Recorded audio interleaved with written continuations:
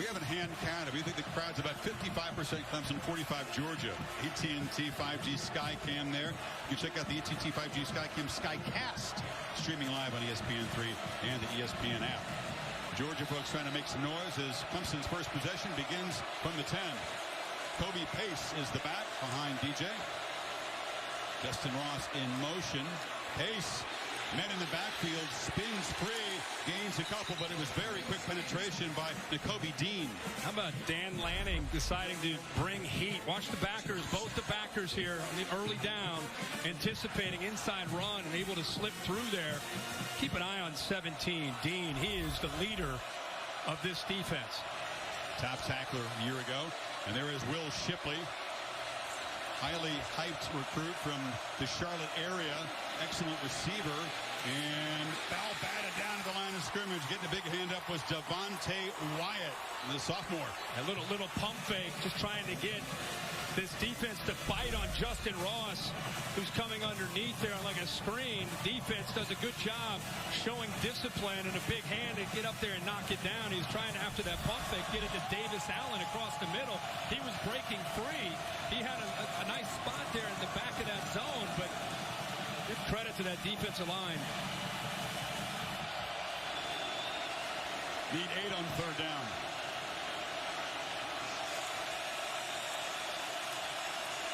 Dogs rush 3, drop 8, and they still get pressure and sack him at the 3-yard line. Nolan Smith knocking the big quarterback down. It's time for Nolan Smith to take his pass rushing ability and go to a different level. That was the hope, and that was the expectation. In the first third down of the season, he gives Georgia fans a taste of what's to come. One-on-one against Jordan McFadden. Good coverage, by the way, downfield that eventually allows Smith to get home and come up with a big sack. Coach, when you get a 3-man sack against an offensive line, that is an ominous sign. You're right. Will Spires, super senior in his 57th career game, gets off a booming punt. And Kyrus Jackson, not maybe fully explosive. He's still got that brace on the knee, but he's able to take the return in there before the tight end. Yeah. Davis Allen Cover and punch. Big stick up in the wood. Big Davis Allen. Wow. If you have a typical airline credit card, you're not getting double miles on every purchase. You're right. I only get extra miles on some types of purchases. May I? Please. With the Capital One Venture Card, you earn unlimited double miles everywhere. Yes. Everywhere is great, but where can we use them? You can use them on any travel purchase, not just some travel purchases. Venture gets a gold star. What's in your wallet? The Live Better You program basically just provides the answer to the question, what if? With Live Better You, my what ifs were erased.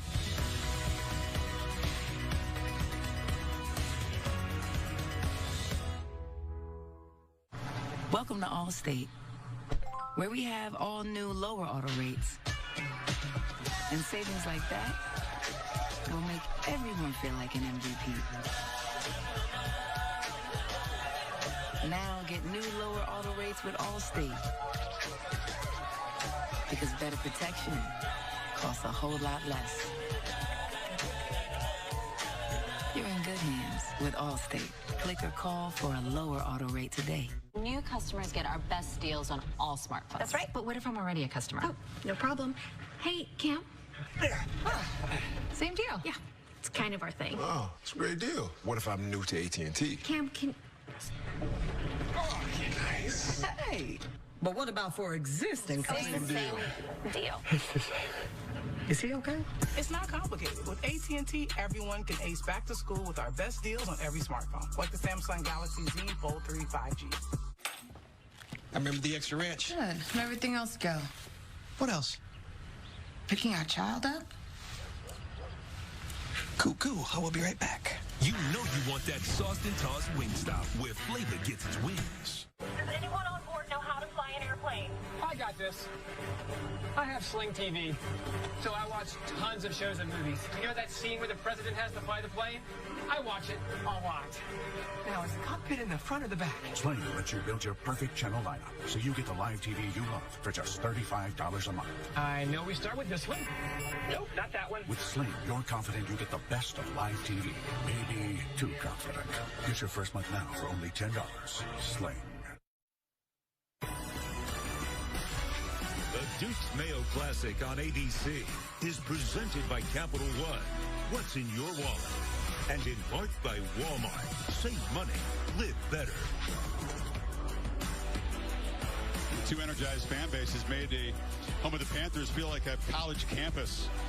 Very, very festive scene here. Beautiful weather. And these folks have waited a long time, as you have. I want to say happy birthday, Kirk, to Coach Vince Dooley. He is 89 years old today. Guy who was 4 decades between coach and AD at Georgia, won that championship in 1980. Watching the game tonight in Athens. Happy birthday, Coach. What an incredible career.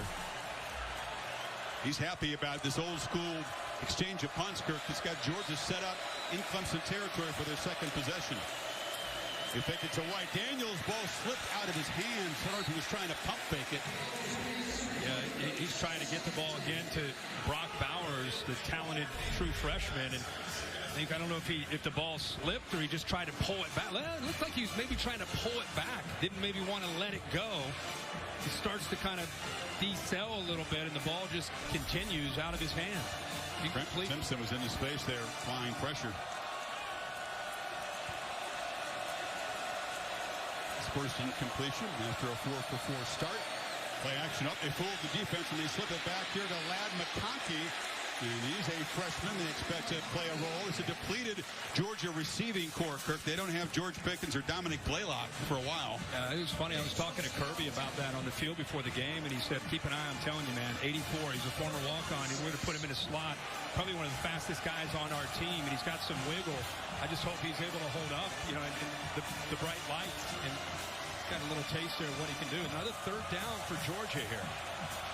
Seen 2 true freshmen catch passes so far for the Dogs. Cook goes in motion. They swing it to him. A block on the edge, but not good enough. Fighting through that block was Simpson. And Booth over there as well, and it's 4th down. What an effort there by Booth. He's a corner with great length. He's known for his ability to cover. He's way out here. 3rd down, right? Watch his eyes. Watch how quickly he's able to come up and gets off that block and makes the play. Kirby Smart feeling like a mini gamble here. He's got the offense on the field. They need 3 full yards. Got to get inside the 40. See if it's a bluff. England's moving around, directing. Clemson showing good discipline so far. And now the play clock winding down. And the way their defense looked in that first series for Georgia, I'd play field position here if you're Kirby. Well, they tried to get the cheap 5. Clemson wouldn't bite. Yeah. I mean, I know it's a world of analytics, but you got to pull yourself away from analytics for a second and just think about trying to pin them the way they did the last time and turn that defense. What are you saying? You ignore the analytics in the book? Yeah. How dare you? You can't do that anymore in modern football, can you? Two top five teams in a game, week 1. Analytics was the Bible.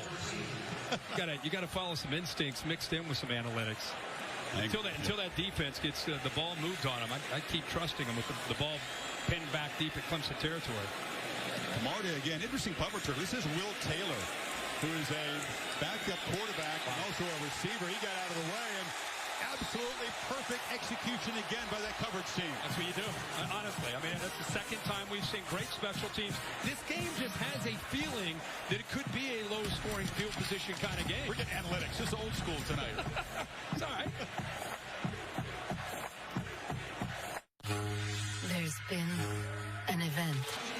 Ringo is in coverage. Yeah, Ringo's a true freshman, but with great length at 6'2", 205 pounds. He got handsy there near the end of the route, pushing.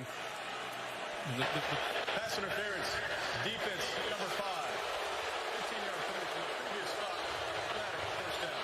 First of all, you said, what does Tony Elliott have to do? And he's backed up deep inside his own territory. You can see the left hand clearly. Almost the entire route, he's getting that left hand and grabbing, hooking. That's what they call it. Clemson catches a break. But the guts there with a young quarterback against this defense to call that shows you the confidence they have in DJ. Great to see Justin Ross. He lit up Alabama, the 18 championship game, had a good 19, but then out all of last year, a pair of spinal surgeries. Many thought he would not ever be able to play again. Was only very recently cleared for contact. Incredible story.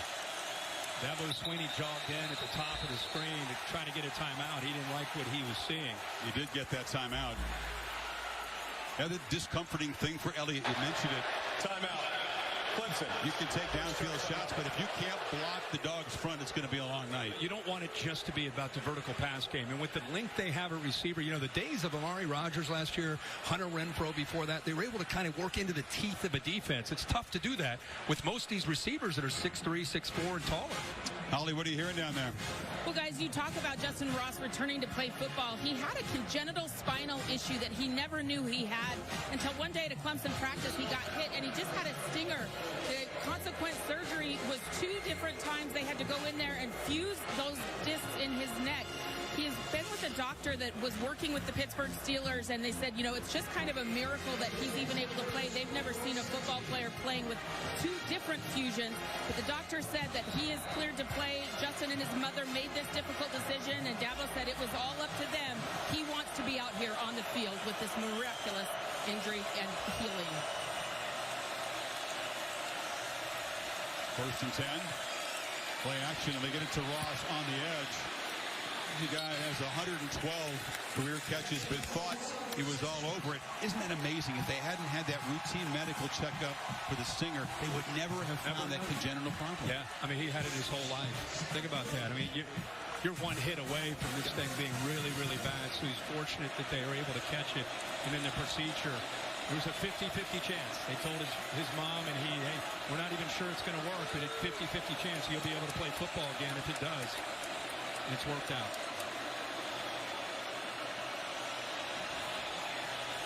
Second and 4, play clock winding to 5 seconds. Dogs crowding the line now. That pre-snap chess match.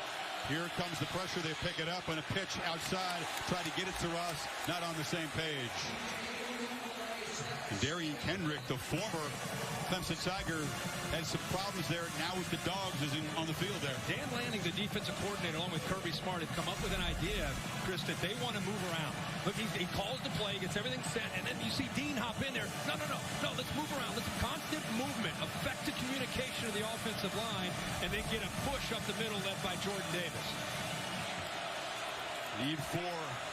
Keep the drive going. See the movement there.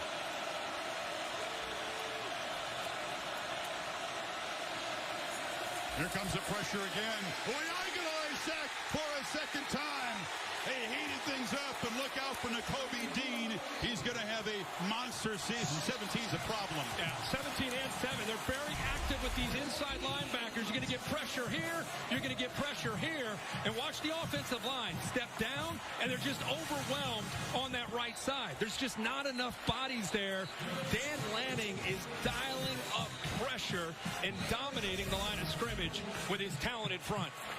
So DJ's had a pass knocked down at the line and been sacked twice. First 2 possessions combined, -5 yards. Spires, under some pressure, gets another good punt away. And Ferris Jackson retreats to make a fair catch at the 36-yard line. So they got a little bit of field position thanks to that pass interference call. Holly? Well, guys, JT Daniels, the Georgia quarterback, has had a very unusual trajectory. He was a high school star in Southern California, honored at the ESPN ESPY Awards, was a huge deal going into USC, but things just didn't go right. 5-7 in his freshman year. Then the very first game of his next year, he tore his ACL. Subsequently felt like he needed a new start, got beat out a little bit at that position, and here he is cross country at Georgia. Said, I've struggled a little bit with this adversity. I did well with success, but it's been tough. He sought out some help for his mental health, and guys, he is in a really good place right now. And bursting up the middle there is Kendall Milton, takes up 8. Incredible. we had some sound this morning with Kirby Smart on College Game Day, and we showed him talking about seeing a sports psychologist and what a big difference it made for him, because it's one thing to be a 5-star. It's another thing to deal with that adversity. Well, he got some adversity there. Coming off the edge quickly was Trenton Simpson, and Daniels had to just throw the ball into this brand new field turf here. Yeah, and one thing when you have a quarterback in college football today that's not real mobile, makes it obviously easy. It's a good job by Simpson staying home and anticipating that boot. But you're more of a distributor. You know, a lot of these college quarterbacks, they can create, they move around, they're a threat. The defensive coordinator has to worry about them creating. That's not the case with JT Daniels. So it allows Brent Venables to attack those running backs, take a few more risks, because they don't have to worry at all about 18 taking off and using those legs. They're going to have to hurry unless they spend a timeout here. It's 3rd and 2. Yeah, you don't want to hurry this play. And they took a long time. Daniels checking the sidelines. Timeout. Georgia. You say timeout of the half. Pre-snap, he's elite, but is he a little bit too analytical with the ball in his hands when the bullets are flying? That's the question, Kirk. Can he process fast enough? Yeah, well, and people forget. You just saw Holly showing what he's been through in his timeline. He's still a young guy, relatively speaking, as far as reps in a game. I mean, he had a season at USC. He gets hurt early, ends up transferring. Last year, just 4 games. So I feel like we're in the middle of watching him develop. So we're learning as we watch. Yeah, the 4-game set, 3 of the weaker teams in the SEC at the end of the season. And then the best defense he played was the Cincinnati Bearcats in the bowl game when he played well. But it's hard to extrapolate that 4-game capsule into an entire season and think he's going to light it up. Many think he's the best quarterback in the SEC, though. Yeah, Bryce Young may have something to say about that. But again, because of his skill set and lack of foot speed, he's the epitome of he's going to be as good as the players around him because of that ability to distribute and make quick reads. White is the back. He's got it on 3rd and 2. He's slipped. Flag pre-snap. Yeah, Georgia had movement on the left side. It's actually a break. He wasn't going to make the first down. False start. Offense. Number 83. 5-yard penalty. Yeah, we've seen evidence, Kirk, of what it's like. Again, it was muted. They didn't play in front of crowds last year. It is incredible how new it is for so many players tonight to play in front of a full house in this kind of energy in a big game. Right? Yeah, it's true. And I think even tonight, because of the mixed crowd, it's going to depend. There's Matt Luke, the offensive line coach. But it's going to depend really on which side of the field you're on. If you're looking from our monitor, game monitor, to the left is where most of the Georgia fans are. So when Clemson's had the ball, they essentially had felt like they were on the road in front of that Georgia crowd.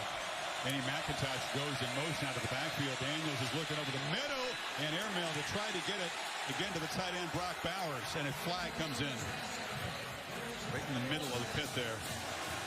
See if they grabbed him. And may have grabbed over the middle. Like a safety actually got up there and got his looked like Jalen Phillips. Pass interference. Defense. Number 25. The ball be placed. Good spot on the foul. Automatic first down. Good spot. That's who it is. Yeah, and he really didn't even need to do this. So they're playing zone. See 25 right there. Just grabs a hold of it.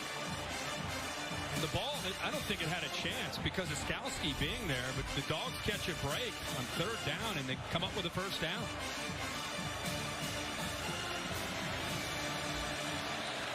Oh, right at midfield. And a slow developing running play and a swarming defense. Brian Brzee, the sophomore, setting up for a monster season, made the tackle for loss. Yeah, he's on the right side of Georgia's offensive line. He's right here. He'll fight his way through. But look at the backup here. Remember, we don't have Tyler Davis. So Trey Williams also getting some reps. But both inside tackles that time, getting vertical and getting penetration, disrupt that play. Both defensive fronts controlling line of scrimmage against the opposing offensive lines tonight. And both these teams need to run the football. I mean, Georgia prides themselves on winning the line of scrimmage and running the football to set up play action. Behind the 6, 2nd and 13. He's swinging it in the flat to Cook. Again, Daniels getting the ball out quick. These are very, very short gains. Yeah. Spector stopped. I think you very astute there. I mean, the ball most apart tonight. Ball is out. I mean, you're talking a 2nd and a half. Ball is out. They're very respectful of the pass rush. Brent Venables, who usually mixes things up, he'll play a ton of man depending on who he's playing. Tonight, he's trusting that front to win, playing a lot of zone. trying to give JT Daniels different looks, not give him those easier looks at one-on-one matchups. More zone here, too. 7 completions for 30 total yards. On 3rd and 7, Daniels has good protection. And once again, it's that tight end. Brock Bowers is open. He's got 3 catches. It's a first down at the 35. Yeah, and nobody's across from him. Easy release this time for Bowers. And he's dropping a defensive end, but that's an easy pitch and catch. Again, going back to what Todd Monken says, good recognition, pre-snap read. He knew as soon as he got to football that he was going to go to the talented freshman. And Clemson made it easy on the tight end by not rerouting him or jamming him at the line of scrimmage. With the Cali connection tonight, LA to Napa. He hooked up 3 times. Dogs do a good job recruiting in California, by the way. Got a nucleus of offensive players from the Golden State. Wendell Milton, one of them from Fresno. Now with Zamir White, who knifes, and they say Zeus. And they pick up a couple first downs and go back to their bread and butter running the football. Looks like Brian Brzee, 11, is down, holding that. Looks like he's holding that right arm. Shoulder. Would be a serious concern. Brzee and Miles Murphy, number 98, both had excellent freshman seasons. They expect them to even take a quantum leap forward in their sophomore seasons tonight. And again, playing without the veteran Tyler Davis, not on the available list. Reports of a positive COVID test. Well, big fella grimacing. Yeah, I think he knew. It wasn't like he got pounded into the ground. That was while he was being blocked by Erickson. He almost gave up in the middle of the play and started to want to take a knee. You know, he's right in the middle here. Watch, as soon as they hit him, he just kind of says, oh, kind of checks out. And this guy is as tough of a guy as there is in college football. 7th play of the drive. 2nd and 3.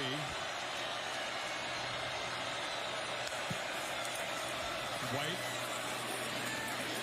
It's going to be tough. It's going to be a hard-earned yards with the running game tonight. He dives down short of the marker. They're really going to test the depth of the interior.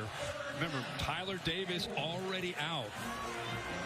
We've seen Brzee check out. So now Trey Williams is in there. Darnell Jeffries is in there, 90. But they're really working with trying to prove that they've got enough depth to hold up in the interior against a very physical Georgia offensive line. Tyler Davis and Brzee, you could put them in top 5 maybe as inside defensive tackles. On 3rd down, ball came out. White fell on his own fumble, and they do move the sticks. Lavonte Bentley made the hit. Bentley drilled him. Ball came out, and you're right. After this big hit right there, puts his head right, face mask right on the helmet of the ball. The ball just happened to bounce right back to him. Or that's a Clemson turnover. Good job of filling there by Bentley, but another first down. Georgia, it's like a boxer sees that there's a cut. They start to see that they've got a matchup advantage in the middle. They're going to try to run that football in the middle of that defense. These are body shots to keep the analogy going here. Georgia's won 19 plays. Clemson 6 so far. Daniels flips it one more time. It's the tight end. Bowers does a good job to slip a tackle. Fights for a couple yards. Skalski eventually got him. Fortunate today with Darnell Washington out of the lineup. And got a young freshman, Brock Bowers, who, as I said, was a big story in camp. You know, sometimes players emerge. Oh, boy, now we have James Skalski, the leader and veteran. He's got the right arm hanging down. Yeah. But anyway, Bowers emerged, and very fortunate for Georgia's offense to be able to have him. Washington, very tall, athletic tight end, is a real weapon. He was in the walking boot before the game. John Fitzpatrick, another veteran, he'd been hampered in camp. So number 19 had to step in, and he's showing why they were so excited about him in Athens. Skalski made the tackle. Thing about Skalski, I mean, we kind of were talking to him on the Zoom about, and he gets into contact, he lowers his head. He's been thrown out of a number of games because of that, and I hope he's okay. Yeah, the last 2 CFP games he's played in, ejected for targeting. Milton is the back now. Jake Venables in the lineup down the middle there. Final minute of the first quarter. Daniels, downfield shot over the head of Vlad McConkey. Had him open. That's the first time they've actually tried to press the ball. Yeah, I mean, and again, they were able to get behind, right behind Goodrich, front of the safety, really a tight throw. Not a real tall receiver. Tries to go up and make a play on it. Pretty good throw, but again, you're trying to squeeze that in there between a corner and a safety with a shorter receiver. That's a tough ask, and James Skowski gets back in the lineup. Yeah, a short slot receiver, not the ideal guy to throw to down there. So Skowski and leader in the middle. Tigers on 3rd and 8. Back off a bit. End zone throw. Battle on the edge. Flag comes out. Donnie Mitchell was defended by Mario Goodrich, and is going to be pass interference. He threw it right away, and Daniels timed to throw the football. We wondered if that would be the case, especially in obvious passing situations. I mean, he just closes off the route. Goodrich doesn't allow him to go downfield. 2 fouls on the play, one by each team. Holding, offense, number 54. Pass interference, defense. Those fouls offset. Replay, 3rd down. So Justin Schaefer penalized for the 2nd time today. It's a break for Clemson. Nullifies the pass interference. And it'll be 3rd and 8 again. Bill Lamagna, great to have him in the booth as our rules expert again this year. Great to be back with you guys. I actually, looking at that play, thought the receiver was more guilty of contact and a push-off than the defense. The offsetting fouls. And Daniels rolls, dumps it short of the 1st down. Catch made on the edge by Jermaine Burton, so it's 4th down. They'll need about 2.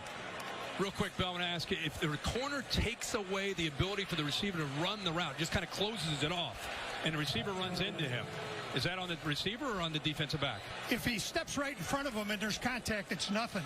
But if he's there and the receiver continues to push off, then it's going to be on the receiver. That's what you thought maybe was there. Okay. Another flag to sort out on this play. Offense, number 59. 5-yard penalty from the previous spot. It's Broderick Jones, inexperienced right tackle. So once again, that Georgia offensive line guilty of the infraction. It's going to be Chris, I think they ended up calling it, poor guy. I think it was actually Saylor, the left tackle, who snuck downfield. They ended up calling it on 59. So I think some confusion on where to snap the ball. There is. See, they'll put it back to the 27-yard line. Should be 3rd and 13. It was 3rd and 8.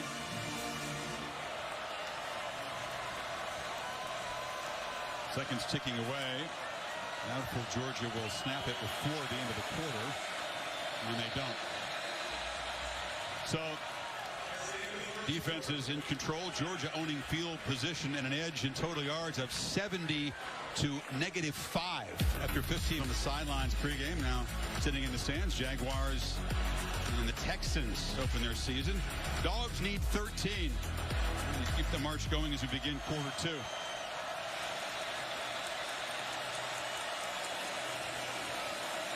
Tigers not showing pressure. Only rush 3. Daniels underneath. Sliding catch short of the 1st down is Burton. Has a full field read. He works from his left, comes all the way back to his 3rd option. Those linebackers cleared out. Watch him look left, come all the way back to the right. And again, finds got a couple receivers. He finds Burton, who settles in right in the middle and gives his kicker a much easier attempt here for the 3 points. Your 2 solid kickers tonight for the Dogs is Chad Podlesny. Jack kicked a 53-yarder to beat Cincinnati. A virtual walk-off field goal in the Peach Bowl. And hooks this one. Hooked it. And a 45-yard drive produces nothing, and we're still scoreless. This is when I talk about how reliable. MVP of the Peach Bowl. Hooked it badly. Yeah, I mean, the hold looks good. Yeah, he just hooked that. By the way, by missing that field goal, Clemson, who, by the way, in the 1st quarter ran 6 plays. They had 3 3-and-outs. They have 6 yards of passing so far, total yards -5, and they're going to start with their best field position of the night, starting at the 20-yard line.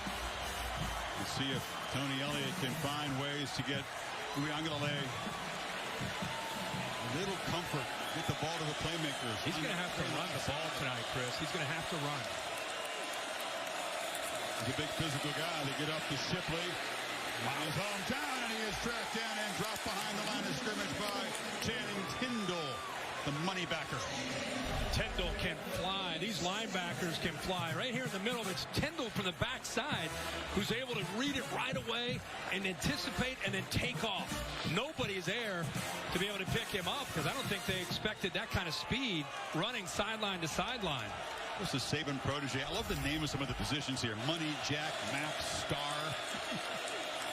No boring position names. Uyunglele dumps it short. Ross is grabbed and fights free, but picks up a few, and that will be 3rd and long. Right now, because they can win at the line of scrimmage, and these backers are active, there's no fear of anything downfield. And it's allowing the safeties and the backers to let the ball be thrown in front of them on these quick, short passes, and then use their speed to chase the ball down. I don't think just watching this, you don't feel that these corners are overwhelmed or intimidated at this point in the game by these talented Clemson receivers. They have length, but I don't know if they have the speed to strike fear in this Georgia defense. Both Dogs' sacks have come on 3rd down. They don't bring heavy pressure this time. Shipley makes the catch, slips a tackle, and the freshman picks up a 1st down for the Tigers. They're first. He got out of the tackle of Dean that time. Yeah, you got to make a play like this. He's a running back he's a playmaker. He can do things like this in space, and he's got physicality to be able to break off of a tackle. An outstanding high school player right in this area. Went to Weddington High School, one of the top high schools in this state, and was an outstanding player, great lacrosse player. So, you know, he's fired up to have his first game in that uniform right here back home. 40 touchdowns last year in his senior year, 2,000 rushing yards. DJ's got it, rolling, and now just scampering out of bounds. He was chased there by Christopher Smith. You know, I keep going back to this because when Chad Morris first came here and they had Taj Boyd was a factor that defenses had to account for, whether it was scrambling or creating running plays within a zone read or quarterback keep. And then the baton was handed to Deshaun Watson. Same thing. He didn't run all the time, but he ran enough to make you have to respect it. Same with Trevor.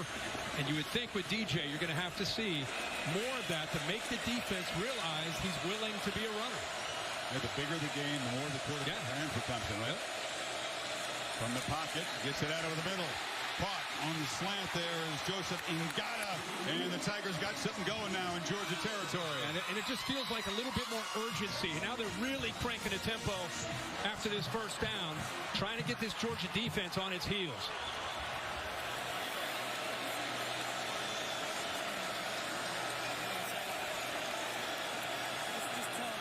Ngata, another guy who was out injured last year, showed his talent as a young guy, expected to be a big part of this receiving corps this year.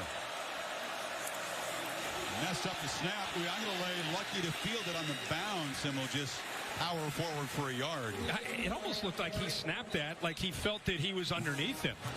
Like Backhorst to his move from guard to center. He looks like, did he snap this? It's almost like he stopped the snap halfway. I don't know what happened. Short arm it back. He did. Other simple things, Kirk, aren't so simple, right? When you haven't played in a big crowd, in a big game. Yeah. Opening game. That was a strange snap there by the big man.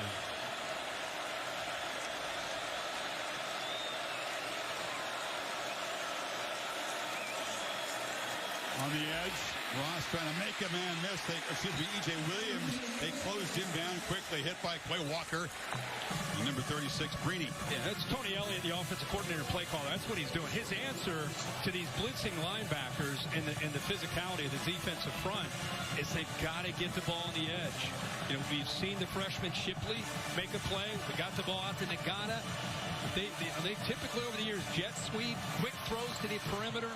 Try to get away from that pressure in the inside. It's tough sledding there between those tackles. Need 9 on this 3rd down.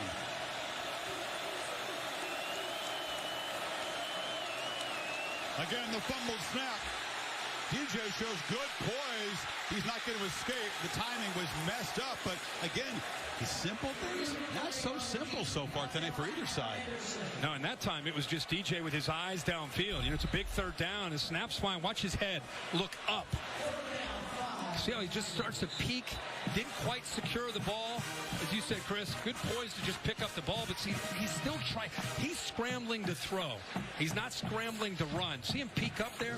That's what I just don't think he actually had the ball before he was such in a hurry to read the coverage that he didn't quite have the football. 2 starts last year. They fell way behind at Boston College. Biggest rally in school history. The 400-yard game at Notre Dame, but situationally, little shaky on 3rd downs and in the red zone. And again, it's a good defense in a hostile environment. Timeout. Clemson. This is their second. Trying to get tricky there with the punt snake. If I'm Brandon Streeter, the quarterback coach, or I'm Tony Elliott, or I'm Dabo, I pull him aside. He's got a brilliant career ahead of him. Hey, tonight, when you get out of there, go, run, urgency. We got to get 6 yards, get 8 yards, run the football.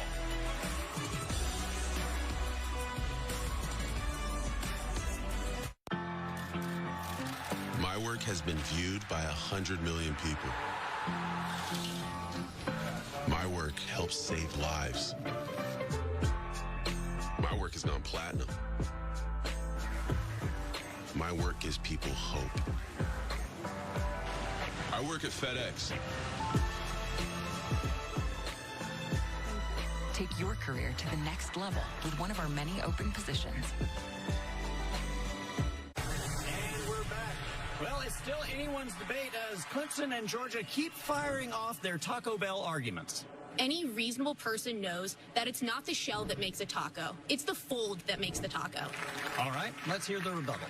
This is a sandwich that is in the shape of a taco. It is taco inspired, but it is still a sandwich. While all tortillas are bread, not all bread is a tortilla. Don't go anywhere. We'll be back later in the game. Which side are you on? You know how some carriers give you so little for your older busted phone you just end up living with it? I don't think so. Verizon lets you trade in your broken phone for a shiny new one. You break it, we upgrade it. You dunk it, crash it, yucks, doggy bone it, slam it, wham it, strawberry jam it. We upgrade it. Every customer, current, new, or business. Up to $800 for the 5G phone you want. Because everyone deserves better. Put my phone in the washer and the dryer. The Snapshot app from Progressive rewards you for driving safe and driving less. Okay, what message did you hear this time? Safe drivers can save using Snapshot. What's Snapshot? What the commercial was about. I tune commercials out. Yeah, me too. They're always like, blah, blah, blah. Tell me about it. I'm going to a silent retreat next weekend. My niece got kicked out of one of those. For talking? Grand larceny. How about we get back to the savings? Yes, I would like to talk about that. Okay. With DirecTV Stream, I can get live TV and on demand together. Watch Serena Williams, Wonder Woman. Serena, Wonder Woman. Serena, Wonder Woman.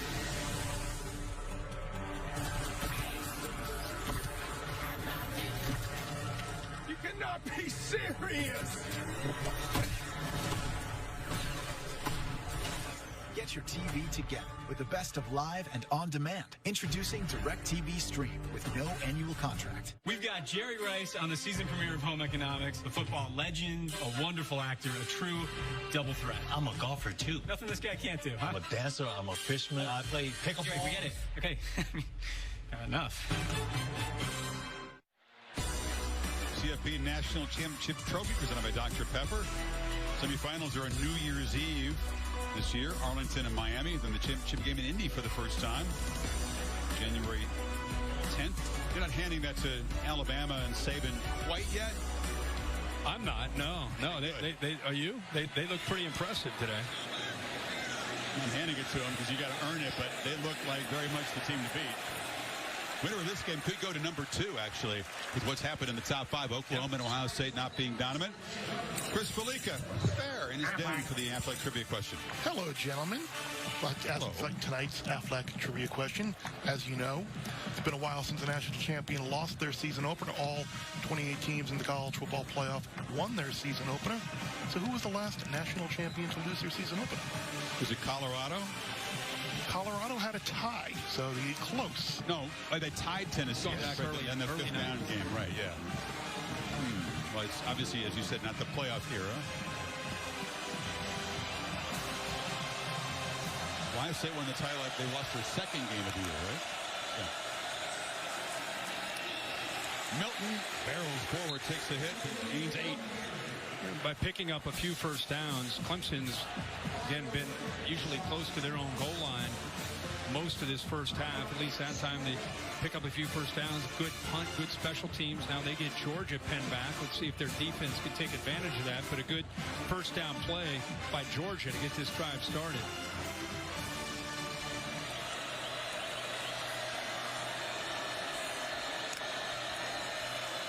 Play action on second and short. An easy pitch and catch. Rosby's Saints got the first down.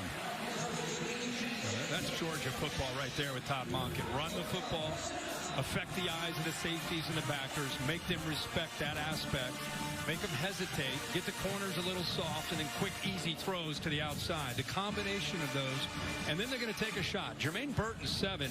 He's their best vertical threat with Pickens out.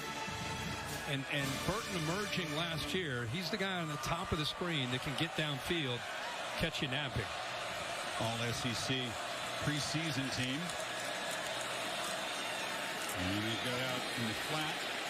No gain. They were all over John Fitzpatrick. Continue to feature the tight ends on short routes tonight. Yeah, I mean, these safeties right now, it's almost like Monken is trying to bait them. Like, oh, no, we're not interested in going downfield. I mean, watch the safeties. As soon as they're just flying down.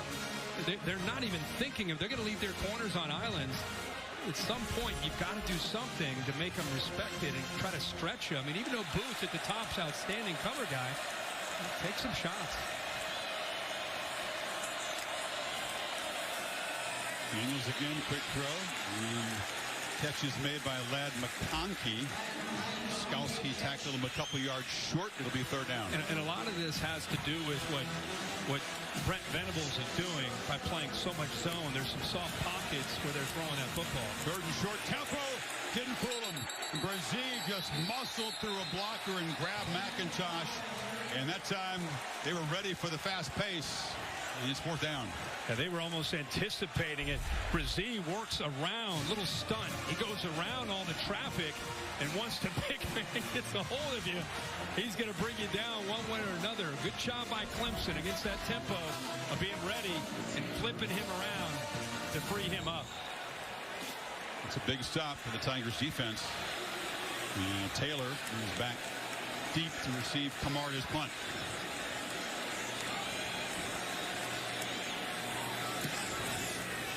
Very high. Taylor has to retreat and make a fair catch. We've seen some excellent punting tonight. We got that going for us. Hang time over almost 6 seconds.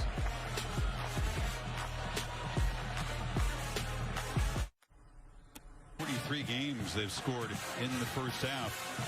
Nobody's got a longer streak.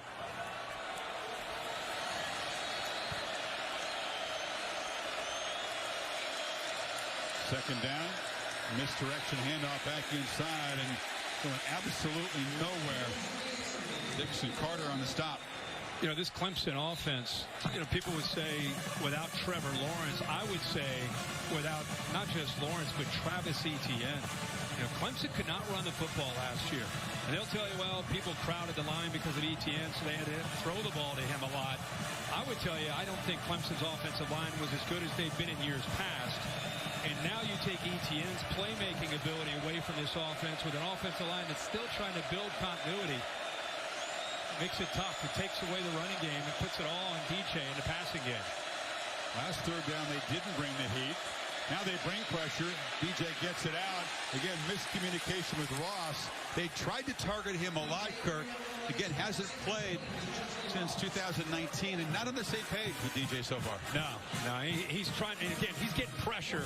And, you know, it's different between scrimmaging in August versus going up against a defense on national TV in a full house. He's getting his internal clock saying, I got to get the ball out. Ball's behind and early, and you see the frustration there with Ross kind of putting his arms up, wanting that football a little bit more out in front of him. Clemson had to run a man on late. They only had 10 on the punt team. Here's Jackson back deep with the Dogs. Spires can do it all. Kind of rolls out, kicks it Aussie style, but it's not very good. And it hit a couple of guys over there. Clemson believes they have recovered. Did it touch a Georgia man? Two guys were tangled up at midfield, but it took a bounce. Yeah, I think it definitely hit a Georgia player on the foot. And that is the signal. Clemson football at midfield. First really major mistake so far. Let's take a closer look. Yeah, I think it was Milton, too. Watch his foot right there. He kicks the ball up in the air. Just got the laces of the shoe on the laces of the football. Just barely grazed it if he did. Yeah, it changed direction after it hit his foot. And once it hit, I mean, they're just nothing but Clemson jerseys. Again, week one in a game like this, two great defenses. It's going to come down to which team makes a critical mistake is going to be the team that ends up losing this game. See if Clemson can take advantage of it. Had some really good punts tonight. That was the ugliest punt of the night, but it created some chaos down there. They'll review the play. We'll take a break. But the call on the field stands, so they did not confirm it. No, but I think it was a correct call. Okay. Tigers at midfield. The kind of mistake that could spark the offense here. The Georgia defense, which led the country in rushing yards allowed by about 25 yards a year ago, they're in no mood. Let the Tigers run up the center tonight. No, it's tough to get not just a push against that front because they're so big and physical. But Chris, who's linebacker? The line can't get up to the linebackers because the defensive line, they're eating all those double teams and just freeing up Walker and Dean to make plays just flying downhill. 2nd and 8. In the play action, DJ rolls, wanted to throw back to his left, and now fires for a first down. Ross goes down low at the 36. He's looking back to Shipley, who was on that wheel route. And again, if he takes off and runs, he's probably going to pick up a first down as well. But he is scrambling to throw, and that time he's able to find the rhythm there and timing to get the ball to Ross, who's able to separate from the DB. Don't look now, but Will Taylor, who's been a punt returner, kind of a dual threat quarterback in there in shotgun formation, spelling Uiagalelei on the first down. They hand it off inside to Kobe Pace, so that's a wrinkle. Yeah, Will Taylor, a high school quarterback, a great player, great athlete. Actually thought he might be drafted in the first round of the amateur baseball draft. And if he would have gone in the first round, he would have had a really tough decision to make. Instead, he decides to play football, and he'll play baseball. Clemson as well, true freshman. So he's very familiar with running the option. When he gets in there, is a different wrinkle. Picked up 2. Pace, the running back, lined up in the slot, empty backfield. Ball out quickly. Catch made. Braden Galloway, the tight end. He'll be 4 yards away from the marker. 3rd down coming up. Just kind of dinking and dunking, right? I mean, Georgia's keeping everything in front, kind of like what Clemson has done. Nobody's able to get behind these defensive backs. Remember, that was a big question. Georgia lost 7 defensive backs off of last year's roster. Few to the NFL, a couple to transfer, talking 7. And so far, these defensive backs are holding up, including former Clemson Tiger Darian Kendrick at the bottom, number 11. Here comes the noise.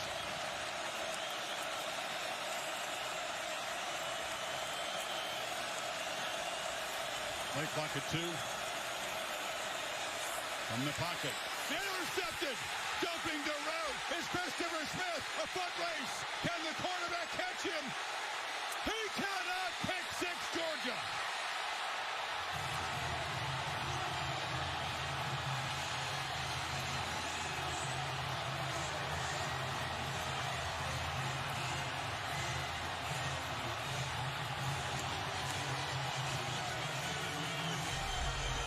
He's sitting right here, and I almost feel with all these short throws, I feel that Smith almost baited him. Does a good job of getting his eyes up, anticipating that throw on 3rd down. He's right where the first down marker is, and then he's got the speed to get away from DJ and into the end zone.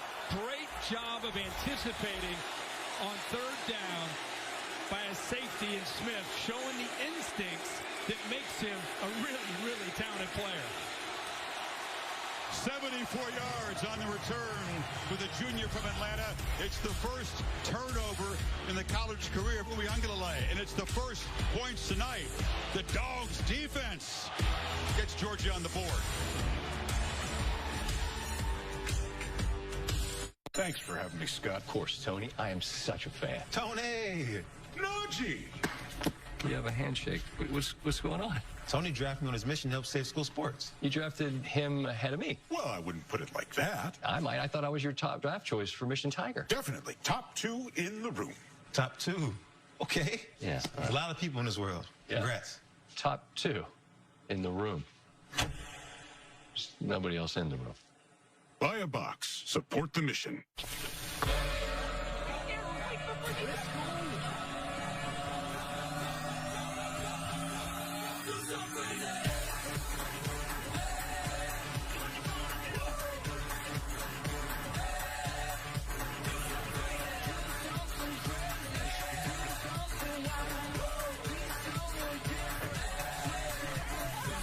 Feel the spark again in our powerful hybrids. Toyota, let's go places. Why is it the best wireless deals require a trade-in? Right now at T-Mobile, we're getting rid of the trade-in headache. Switch and get the epic iPhone 12 with 5G on us. Get it on Magenta Max with unlimited premium data. No trade-in required. No worrying about having a phone that qualifies. You can keep it or pass it down. It's that easy. Unlimited premium data, iPhone 12 on us, and no trade-in required. You won't get that from anyone else. T-Mobile, the leader in 5G. Howdy, folks. Joe Theismann here. Listen, during these unprecedented times... College football is back! Woo! That's right.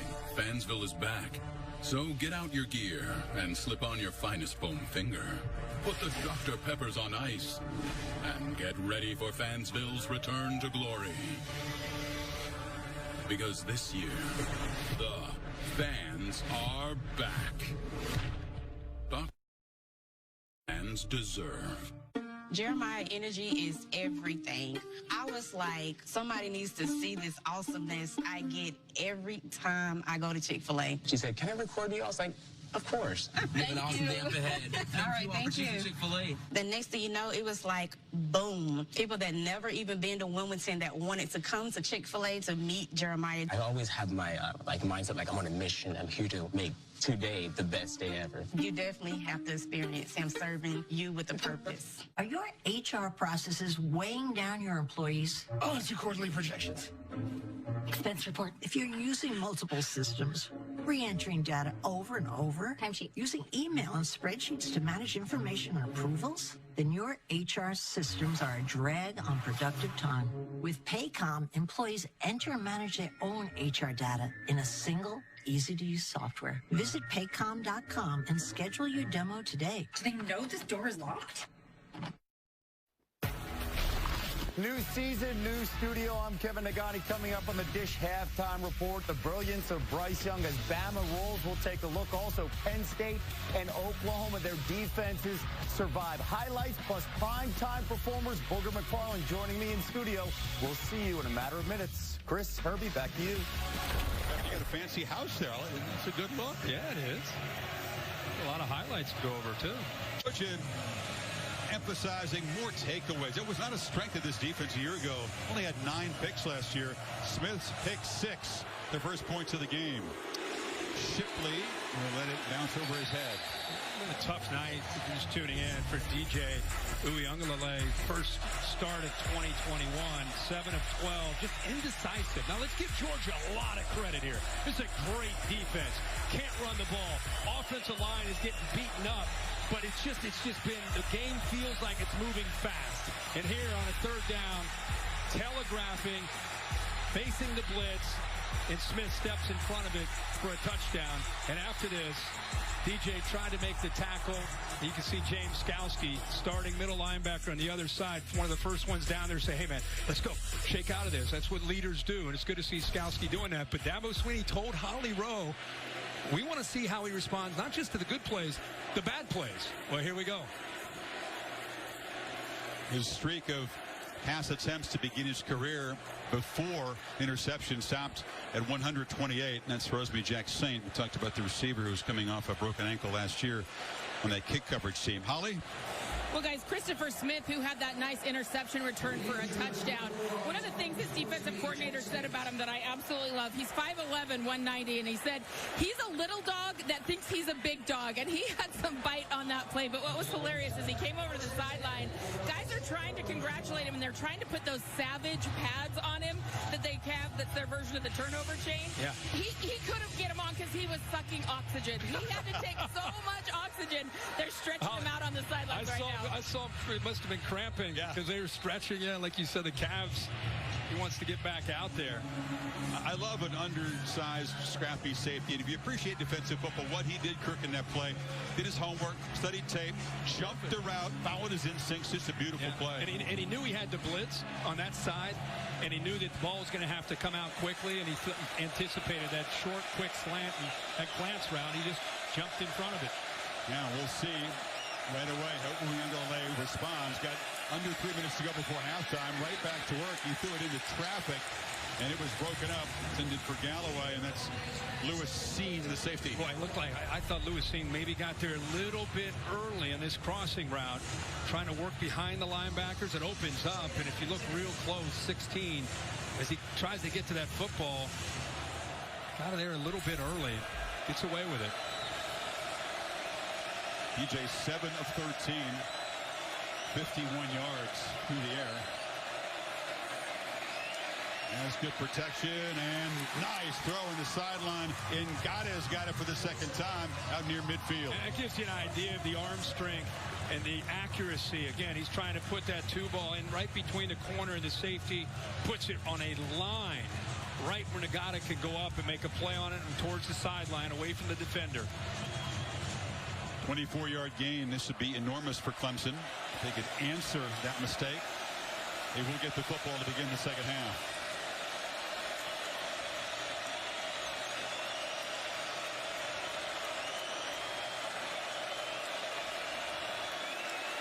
In traffic, play never really had a chance. They didn't get to it, but they affected the throw. Yeah, one of the things that Nick Saban has always believed in, and you see it with Kirby Smart, we're seeing it tonight with Dan Lanning, is sitting back with two safeties to take away the vertical shots. You see, sometimes it's not about the sack. It's just about affecting him and slowing and affecting the rhythm. But you sit back with two safeties, and they still can't run the football, that's a good night. That is a good night because it makes it hard to throw the ball. And if you're winning with that defensive line and those linebackers in the run game, you're winning as a defense.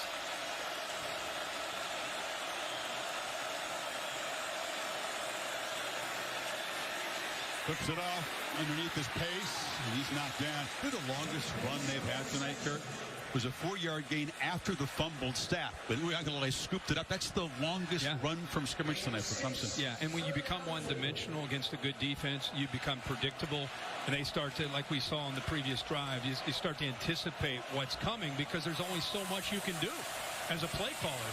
I mean, they wanted to run wide. They knew it'd be tough to run inside, but they wanted to at least run the ball, get the ball out on the perimeter, and that's all been shut down. 3 for 7 on third down tonight. You need 4. Quick throw into traffic. Tough catch made by Ngata. Pinballing around in there, somehow held on, moves it to the 35. Well, that is a great job of concentrating and holding on. His buddy Darian Kendrick, the former Clemson Tiger, hit him as soon as he caught the football. But there's the hand strength of Ngata there, 6'3", 220 pounds, holding on to that ball. Got their own California connection. That comes from Folsom. And trying to reach out and make a one-handed grab on that sideline.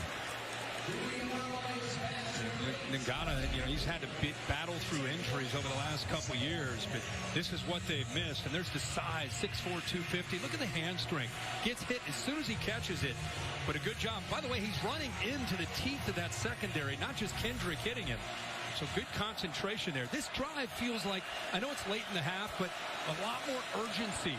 They're more aggressive on this drive. They have the one timeout left. Pressure, throws the ball to the ground. And they're checking to see if it was grounding. Jalen Carter knocked the quarterback down. No flag. And, of course, as soon as I say that, he's indecisive because everybody's covered downfield. This is a coverage, almost sack. He's looking to work to his left. He's really fortunate. He's able to get that ball away before Carter gets in there to bring him down. Georgia fans jumping around. They're beating on the drums here. Now it's 3rd and 10. You go from a guy like Trevor Lawrence, all those games in 3 years, ability to work through progressions, to a guy who's very talented with a bright future, but still young. He's kind of locking in on receivers, and when they're not open, he starts to become very hesitant. Oh, ball hawking over there. With Dan Jackson, the safety. He's reading that slant. It's 4th down. His job is to just sit there and wait for anything coming into the middle, or a crosser or a glance. And if that ball's thrown on the money, I think Jackson's able to step in front of that.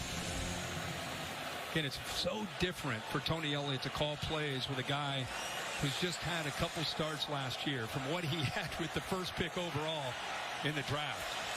The talent is tremendous. He's going to have a great career, as you said, but he is being put under duress tonight. Going for it on 4th and 10.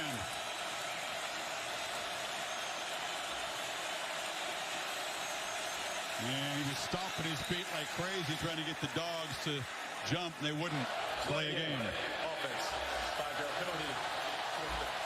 So now they'll bring the punt team out. Does it surprise you they didn't run a play? No, it's 7-0, and Georgia has 7 on a pick 6. I mean, it's still it's first half. Yeah. I mean, you want to put Georgia back there, let them maybe work the clock and get off the field down 7-0. You go for that there, and you don't get it. You give JT Daniels the ball at the plus 40. At the very least, they're trying to get a field goal. So I think it's a no-brainer. You got to punt this ball away. Well, it would have been their own 42, I guess. But. Yeah, but still, I mean, you're a couple completions. I get it. It's a night for old school decisions here. Yeah. Spires boots it up. Jackson gets out of the way, and everybody in Georgia just runs away. No one was in with 30 yards of the football that time, and it's a touchback. They couldn't grab it. They were not going to make that same mistake again. That's right. Go back to the Bear for the Affleck answer. I got nothing for you here. What do you got? Well, we asked tonight's Outdoor Trivia question, who is the last national champion to lose its season opener, inferring eventual national champion? Got it back to 1983, the Miami Hurricanes. Florida? Blown out by Florida in the season opener, then ripped off 11-0, of course, capped off by that incredible Orange Bowl win over Nebraska. Bear, be honest. He wants to feel better about the Miami loss.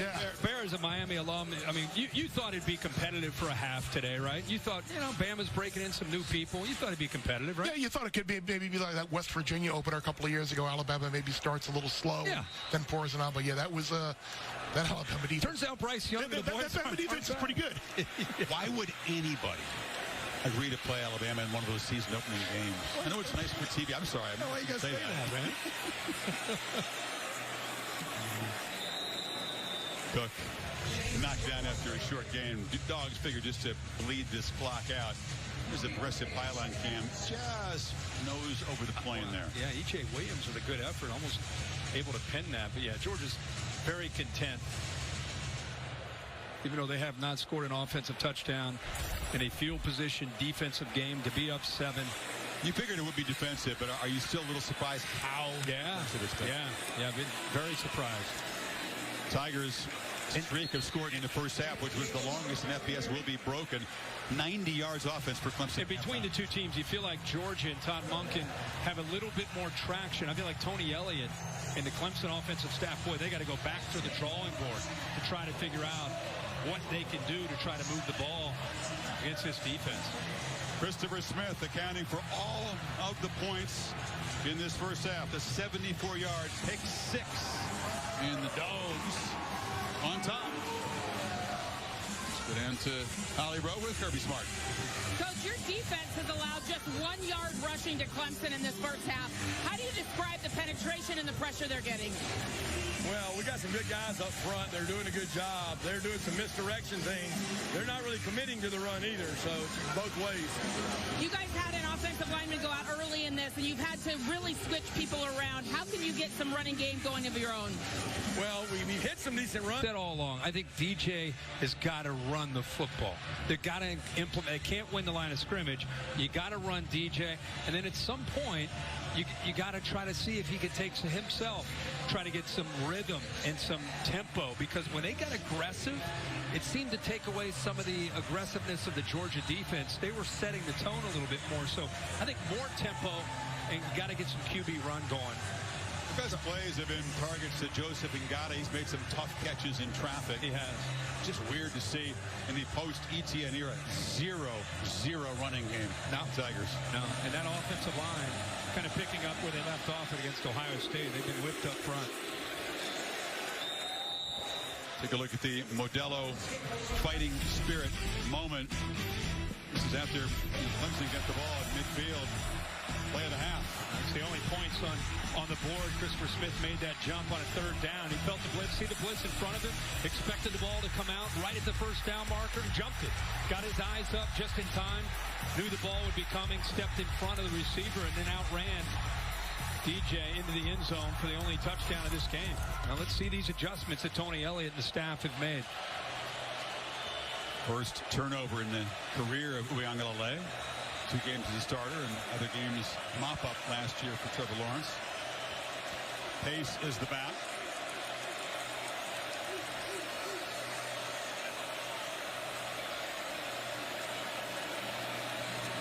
And off in the middle, nothing doing. Holly. Well, guys, when Dabo Swinney was coming down the tunnel to get back onto the field after halftime, he said, how about that heavyweight fight out there? It has been such a fun fight, but he wants his quarterback, DJ Uiagalelei, to calm down a little bit. He's like, DJ's just got to settle down, and we've got to communicate better. That pick was on Ross. He didn't run the right route there. He said, DJ's just got to quit overthrowing people, settle down. And he said, you know, really the MVP in this game has been the punter. We've got to get better field position. 2nd and 9, batted down at the line of scrimmage. You buy that? It's on the receiver, not the quarterback? No, I think it's the coach trying to take care of his young quarterback who's got a bright future. This defensive line continues to anticipate and kind of feel things out. At the time, Devontae Wyatt, one of the leaders up front of that defense, 95, almost playing like a linebacker that time. Couldn't get to DJ, so he just got up and knocked it down. The second time he's done that tonight. They counted it as one of the havoc plays. They keep charting, and they created plenty of havoc in the first 30 minutes. Lots of shifting and moving on both sides pre-snap. Play clock at 5. Here comes late pressure. And again, misfiring. A late flag came in. They were targeting Ross. Dean was closely covering him, maybe too closely. Wow. Wow, I feel like Clemson catches a break here. Justin Ross, defense number 17. The route didn't even get to the first down marker, but he did grab the shoulder when he came out of his break. Dean is guilty of grabbing onto the shoulder. And he touched the shoulder. I don't know if that's pass interference. Got a feel for Justin Ross. Again, we told you his story in the first half. Imagine just being back out there after having just barely been cleared for contact. 2 spinal surgeries. He's got to feel a little surreal for him, and he hasn't really looked like the Justin Ross of 18 or 19 yet. Well, he doesn't have Trevor Lawrence throwing an ETN behind Trevor Lawrence. So first down after the penalty. This is Shipley, the true freshman. That qualifies as a big play for the running game tonight. Wyatt on the stop. You know, I think besides the obvious, where the defensive line is playing great and the linebackers flying, I think they just really well prepared for a first game. Dan Lanning, the defensive coordinator, and Kirby Smart, they have these guys expecting certain plays, putting them in position to make plays. Late pressure again. DJ on the move, has to just throw it away. You got Lanning. You got, obviously, Kirby Smart defensive mentality. Will Muschamp's helping out, so a lot of defensive brain power over there. Yeah, absolutely. Again, there come the backers again. Backers are getting through. They're getting penetration. He just tries to buy time and just get rid of it. It's Dean again. Boy, Dean, we've seen Dean and Walker both blitzing a lot. Guards and tackles not able to pick them up because of the suddenness, and they're occupied with defensive linemen. Boy, Dan Lanning is dialing up tonight. Big Cinco, as they call him, 0 for Cinco. 5 straight incompletions. They need 7 on third down. 4-man rush. Gets it out. And again, it's Ngata. They left him alone there. Quarterback spots him first down in midfield. Yeah, that's a little bit surprising. You have a true freshman in Ringo, and I don't know if there's a miscommunication there, but I was shocked that he dropped. He was up tight, and then at the snap of the ball, he drops back. You had a couple defenders, and nobody. It makes it really easy for quarterback and receiver on third down. Not much has been easy. No, that time it was. Yeah. Here's a little reverse. Ross takes the scoop, and he is knocked down after a 5-yard gain as Elliott looks for those kind of wrinkle plays to throw off that pursuit. Over the years, I want you to think about this. Artavis Scott, Hunter Renfrow, Amari Rodgers. These receivers are tall. They're outstanding. But there's always been a shifty slot receiver in this offense when they've been great. It just feels like it's missing right now to offset just the more lean, the longer lean receiver. Fake pitch, drop behind the line. Once again, that's big Jordan Davis, his hometown team, making a tackle. Well, you got a young guard coming down to try to make a block there, and that's a tough ask. Marcus Tate, 74. See him work down, and he's a true freshman trying to block Jordan Davis, who thought about going to the NFL and ended up coming back to play more college football.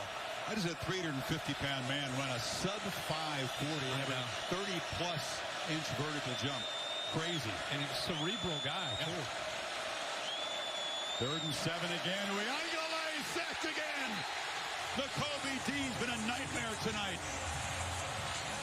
They're just going to keep dialing it up. They're going to keep pulling these linebackers until you stop them. I mean, especially on 3rd down, they're shooting different gaps. They've been coming on the right side quite a bit, affecting the communication.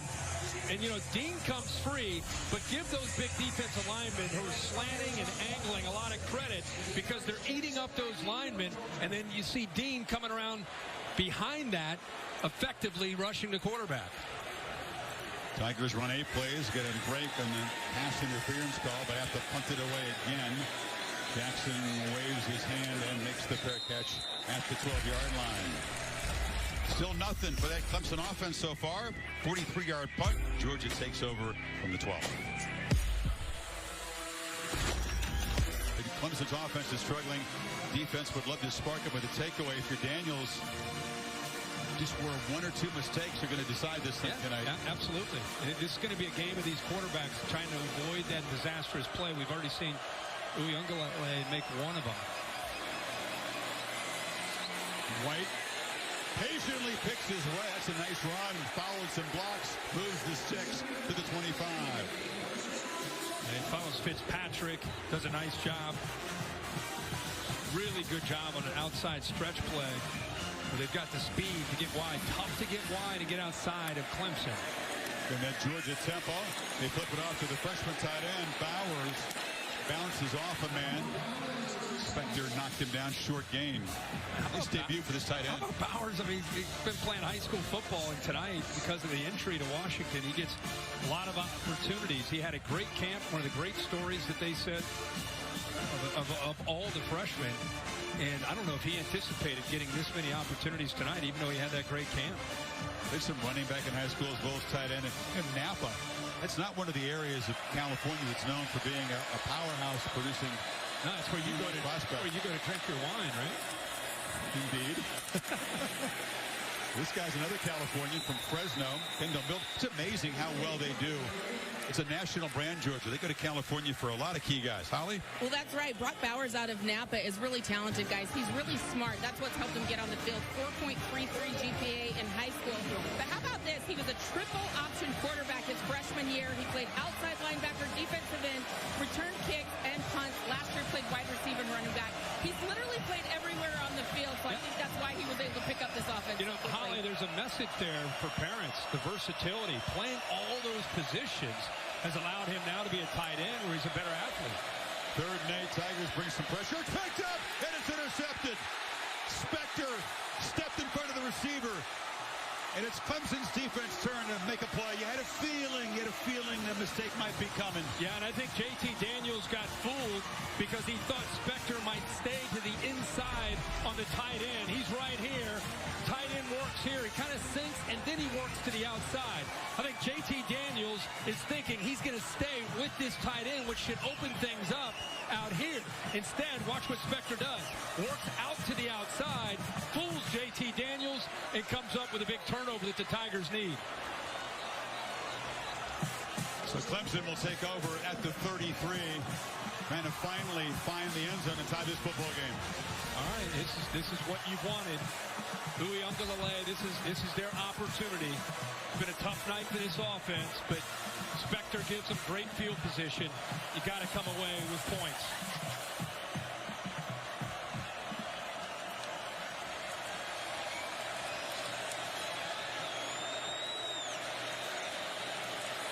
Option look, Shipley on the pitch. Dogs close it down quickly and knock him down after a 3-yard gain.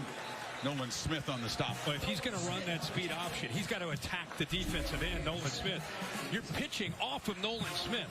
You can't pitch off of him and then allow Nolan Smith to go out and make the play. The option is about taking that defensive end. Nolan Smith commits to you, then you pitch. DJ didn't run too much option in St. John Bosco. No. But again, in this offense, they got to throw that wrinkle in. Pressure is picked up, trying to buy time, and now he can't escape. There was good coverage. Eventually, the rush got to him at Jalen Carter. 4th sack tonight for the Dogs.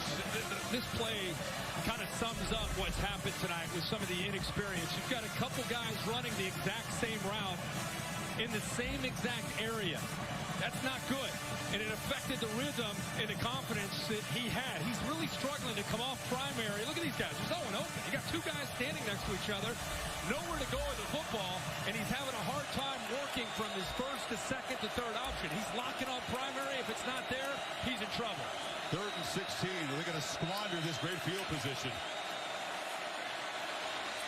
Sacked again. Relentless pass rush. They swarm him. Adam Anderson. His turn to eat.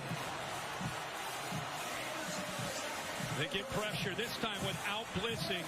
You know, if you're a Georgia fan, you're enjoying seeing the linebacker play tonight. Anderson is over here. Smith is over here.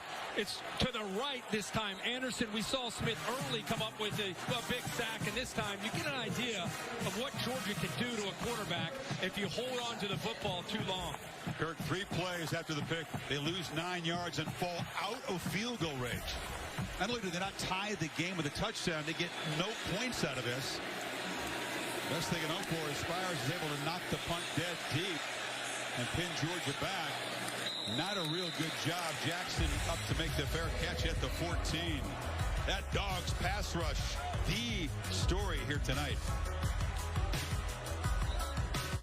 And I want to go back to this last play. Let's roll real quick, and I want you to see what happens. It's the 3rd down. They're playing man under. Look how it opens up. Clemson quarterbacks have got to see that and take off. Now, he's a young guy. I understand that. But that threat is so big in this offense, and Georgia doesn't fear it. And I don't even think right now at this stage of his career it's even on the mind of DJ. And Georgia knows it. See what JT can do. Defense bailed him out. Picked it and cost him any points. Milton bounces it. Lowers the shoulder. Excuse me, that's White making the run. And tackle eventually by Charleston. Watch the push here by the left side of this offensive line. They do a good job creating. He's just kind of looking, following that double team, find that seam, a little jump cut. Outstanding block by Fitzpatrick. And that's what springs him. But it was the vision and the patience that time by White that allowed him, freed him up to get those big yards. By far, Georgia's best running play tonight. Nice. James Cook takes his turn at tailback. They fake it to him. Daniels over the middle. Catch made. Jalen Johnson down in that depth chart, but he makes a big play to the 43 of the Tigers. Yeah, little play action. Watch it freeze the linebackers. They bite up. Creates a nice little hole in the backside right behind there. Boom, nice throw. Different receivers. Let's Cook the back. Getting a chance to make an impact tonight again with Pickens and Blaylock not there. Darnell Washington, the pass-catching tight end, not a factor. Kyrus Jackson doesn't quite look 100% either. So other guys are having to step in. Yeah, Kyrus Jackson really just being used on punt returns. So that's where the versatility of some of these guys, their ability to catch the ball out there, not just run the ball, is so big. But you run the ball, it sets that play action. Again, that's Todd Monken and what he wants to do with this offense this year. Make those linebackers have to freeze and respect that fake. Creates good openings behind that zone. On the reverse, Johnson has a couple blockers, makes a cut, takes a big hit there from Spector, about 3 yards short of the marker. You know, this secondary, for the most part, been doing a good job of holding up without their leader, Nolan Turner. You know, he's not back there, not playing, and they've required others to have to step up, and they've been rotating a lot of different bodies. I mean, we have seen Trenton Simpson, for example, bounce all over the place. That time he was back at safety. They moved him up now to play kind of that nickel spot. Turner, the top tackler from a year ago, has a hamstring issue. He's played up so much football. Milton knifing through. Here comes a flag, a big collision. So first down, but we'll check the marker. Was from the defensive backfield. Landon Sanders slammed into the running back. Well, they're getting outside now in this drive a little During bit. the run, holding, offense, number 9. 10-yard penalty from the spot of the foul. We'll repeat third down. And they got the receiver, Justin Robinson, on the hold. He's trying to get out in front right here. Yep. Locks up 21 Green. But they did a little pin and pull in that condensed formation. The tight end Bowers just blocking the edge, freeing it up to get to the outside. Again, twice now in this drive, they've been able to have some of their better runs. That time, obviously, the hold. But the hold didn't have a whole lot to do with the success of that play. Spot foul. Now to be 3rd and 7. High snap. Daniels gets the ball out quickly. McIntosh fighting. And it's a first down. That was some tough running from the running back. You just said this, Chris. Kyrus Jackson and some of these injuries, they're not out there. So you're asking receivers to go out here and be slot receivers, running backs to be slot receivers. And that's where you can see, again, that the versatility of a guy that can go out there and do that. And you've had all camp to try to work it. But Georgia very fortunate to be healthy enough at running back to move some of these guys that are 3rd and 4th string out and play that slot receiver. That's a great point. Georgia nowhere near the full arsenal weapons. When these guys get healthy later in the year, look out. But right now they're trying to make do and asking guys to play different roles.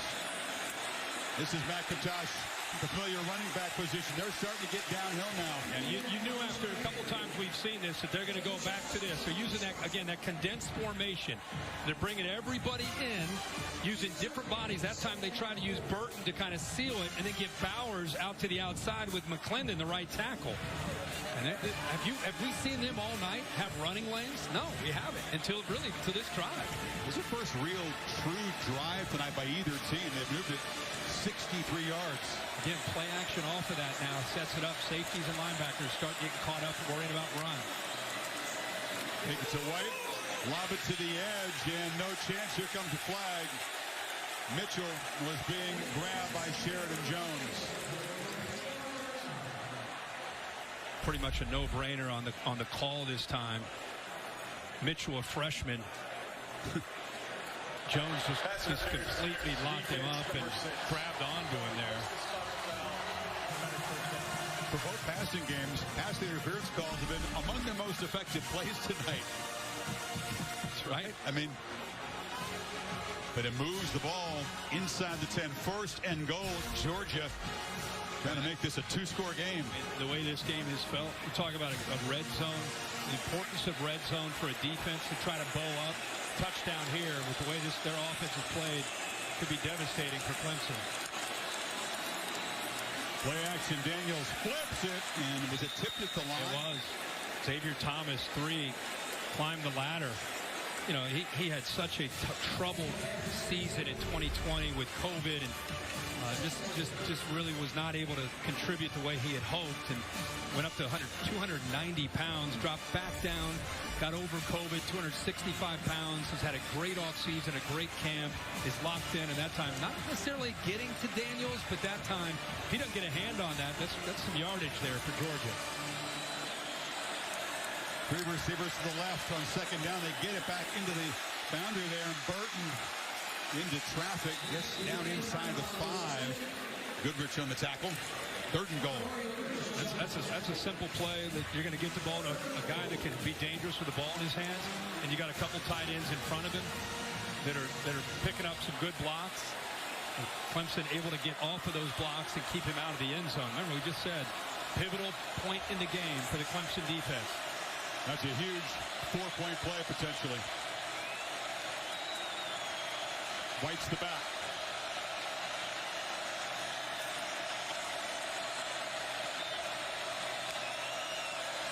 Daniels looking right, launches into heavy traffic. Broken up there, a dangerous throw. Brock Bowers was being bracketed at that time. It's 4th down. Makuba looked like he might be able to come up with an interception. And you're right, that was heavy traffic that he threw that in there. Skalski was back there as well. He had 2 different receivers running into the same area. Can't really tell who he's trying to get to. I don't know if he's trying to get to the bigger Bowers, who really gets his hands on the ball. He did. He somehow, boy, he got up. He did, but Smith didn't do him any favors. His teammate kind of knocked it into him as he was trying to grab the ball. 4 guys within a phone booth, basically. But the Tigers do get the stop. Lesney missed earlier. This chip shot, crucial from 22 yards to make it a 10-point game. And he drives it through. First long drive of the night, 11 plays, 81 yards, 10 zip Dogs. This is more than just a building. It's an AI-powered investment firm with billion-dollar views. A cutting-edge data security enterprise. Yes, with a slide. A perfect location for the world's first 1-hour delivery. An inspiration for the next workout cult. And enough space for a pecan-based nutrition bar empire. It could happen because there's space for any dream on LoopNet, the most popular place to find a space. Hi, I'm Reese Davis, host of ESPN's College Game Day, here with Sling to help some fans make their signs. It's a short kick, and Shipley's going to have a chance from the 5. And the freshman knocked down to the 23. Well, for us, part of return to normalcy is having the All-State bus and Curtis Wilson back on the job. Here he is in Charlotte. What's your All-State celebration moment today? Well, we've been watching football since Thursday night. We watched it yesterday, watched it a lot today. I think this game in Madison, it's a tough ask for Penn State. To go on the road, Camp Randall, sold out. I don't care if it was pretty or it wasn't. That is a great win. Think about how last year started in Bloomington. Remember that play that was reviewed? Oh, yeah. Did Penix get in? Did he not? Ended up being a devastating loss they've struggled to recover from. This time, they find a way to win it on the road. So that's the big celebration. Tremendous defensive effort on the road. Uyunglele now a little extra urgency, Kirk, now that they're down double digits here. That's Galloway making the catch for a short gain. Yeah, quick throws, get the ball out. Again, what I've seen tonight from him, this guy has tremendous upside. We know about his future, but he's still a young guy, and he's struggling right now to come off primary if it's covered and work through it. And also, the offensive line has struggled at the line of scrimmage. Here comes pressure again. They block Dean that time. A flag comes in. They might have held him to block him. And now another flag comes in late. A lot of pile of laundry on the field. That could be a chop block. Once you're engaged with a defender and then you go underneath, you submarine him. That's a problem. Kobe Pace, the back is the man. That Pace is actually chop block. Yeah. Offense number 65 and 20. Pace is the one that submarined and committed the foul. You see the blitz right here. Once he gets locked up, you'll see 20 submarine. Brockhorst does a good job right there trying to hold up. But then once you're engaged and another offensive player goes down low, it's a chop block and a personal foul. And it's been hard to try to stop Dean from getting in there tonight. That time they broke the rules to do it. You know, we watched him last year. We knew what he could do. I just feel like with Monty Rice out of the middle, his leadership and his playmaking ability, it's his turn, right? Yep. He's going to a different level. And again, if you're a Georgia fan watching 17 right now, you've loved him, and now you're really starting to appreciate. Remember, this guy's a leader. This guy's at a very different level. He's a 4.0 engineering student. And coaches will say, we're watching film, and he's like, well, I got a big engineering test tomorrow. It's like, oh, well, you do you, man. You go do your thing. He uses part of the brain power on the football field, too. Absolutely. Serious leader and a tremendous athlete. 2nd and 18. Uyunglele hesitation and just plows forward for 4 or 5 yards. Holly? Well, you're talking about how smart Nakobe Dean is. I talked to him this week about his academic workload. He's actually taking a machine design class and mechanical engineering level 200 classes right now. He's doing that in addition to his football work. And you can just see how smart he is out here on the field. He's telling everybody else what to do. I've seen him correct guys several times. He also knows the angles. I just think there's something in that engineering smarts that's helping him. He is not only leading Holly tonight, he's been the dynamic playmaker, blitzing often and finding those creases to get into the backfield. What do they got on 3rd and 14? No protection again. Sack off the edge. Trayvon Walker joining the party. A 6th sack. And they do a little twist stunt from inside and outside. The left side of Clemson's offensive line right here struggles. You'll see it work in, and then on the outside, he's able to work back into the middle, affecting the communication, and ends up getting in. Kirk, it's shocking. I mean, all the years the Tigers, the stars come and go. The production doesn't dip. They have 92 total yards tonight. When you subtract all the yards from those sacks, 92. We're almost done with the 3rd quarter. Spires boots it from the goal line. Jackson drifting back to his 39. Sidesteps some traffic. A flag comes in on the return, which figures to spoil the field position. They would have had the ball in Clemson territory. We'll check the marker with 10 seconds left in the 3rd quarter. Georgia has run 44 plays tonight. Clemson the same number. During their turns, illegal block in the back. Return team number 7. 10-yard penalty from the spot of a foul. It'll be 1st down, Georgia. This is a little bit like NFL football, the number of plays.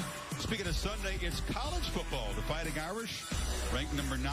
Jack Cohn, the ex-Badger, taking over at quarterback, visiting Tallahassee at 7:30 Eastern time. And then on Monday, Labor Day, back to Atlanta, Louisville Cardinals and the Rebels of Ole Miss. You'll be there along with Reese Davis on that call. ACC teams involved 5 consecutive days from Thursday to Monday. Yeah. Lane Kiffin now with COVID, he will not be able to be there to be able to coach in person. So we'll see how that impacts that game. We talked about the Penn State game for so many years. It's been championship teams playing explosive offense, 50 points a game. LSU, these Clemson offenses, Alabama. You felt that 21 might be a much more defensive year. We're seeing early signs of it. Why? Yeah, I just thought before the season started that would be my trend this year, and it has everything to do with COVID restrictions a year ago. It impacted defenses more than the offense. They didn't have spring ball. Defense is about continuity, playing together, being with each other, and they couldn't do it a year ago. This year they can. Daniels rolls out, finds Bowers again, and the young tight end is having a heck of a debut. 1st down near midfield. Yeah, he snuck behind James Skowski, and all of a sudden, starting to see this quarterback, JT Daniels, starting to find some answers to this athletic defense. So that has a lot to do with outside. They're starting to attack. Welcoming back one of the best parts of college football, the student sections. The Moss Student Section of the Year contest has returned. ESPN.com/Taco Bell to see how your school can compete. Beginning of the final quarter. Dogs from their 48 up 10. And off inside to White. What I'm excited about, Kirk, the return of all the things around the games that were missing last year. Both bands out here putting on a great halftime show. The commitment that these folks make. You know, they practice and train like football players do. I know it's a little different, but the commitment isn't different. I'm a marching band guy. I mean, I love the marching bands, and I think it's one of the things that, again, separates college football. You know, the college football, it's a sense of community, the tailgating, the student bodies, the cheerleaders, the band. Boy, did we miss that. Soundtrack wasn't here last year. We were trying to pound away the middle. This is White for a short gain. It's going to be 3rd and 4. Spector on the stop. This Clemson defense is doing everything they can to keep them in this football game. At this stage of the game, down by 10. Not only are they trying to hold up on 3rd downs for Brent Venables, they're trying to create a turnover. I mean, they did it once, and the offense wasn't able to capitalize, but almost feels like the only way Clemson's going to score tonight is the defense is going to have to make a play. If you count that punt that touched a man's foot, that's technically a turnover. They've got nothing out of the two takeaways at all. And they had great field position both times. It's true. Daniel swarmed and sacked. This time it's the Clemson pass rush getting after the quarterback. Big Miles Murphy like a freight train. They bring pressure, and Murphy's going to work all the way around. Man-to-man, Brent Venables is playing a lot of zone. This time he brings a twist of his own.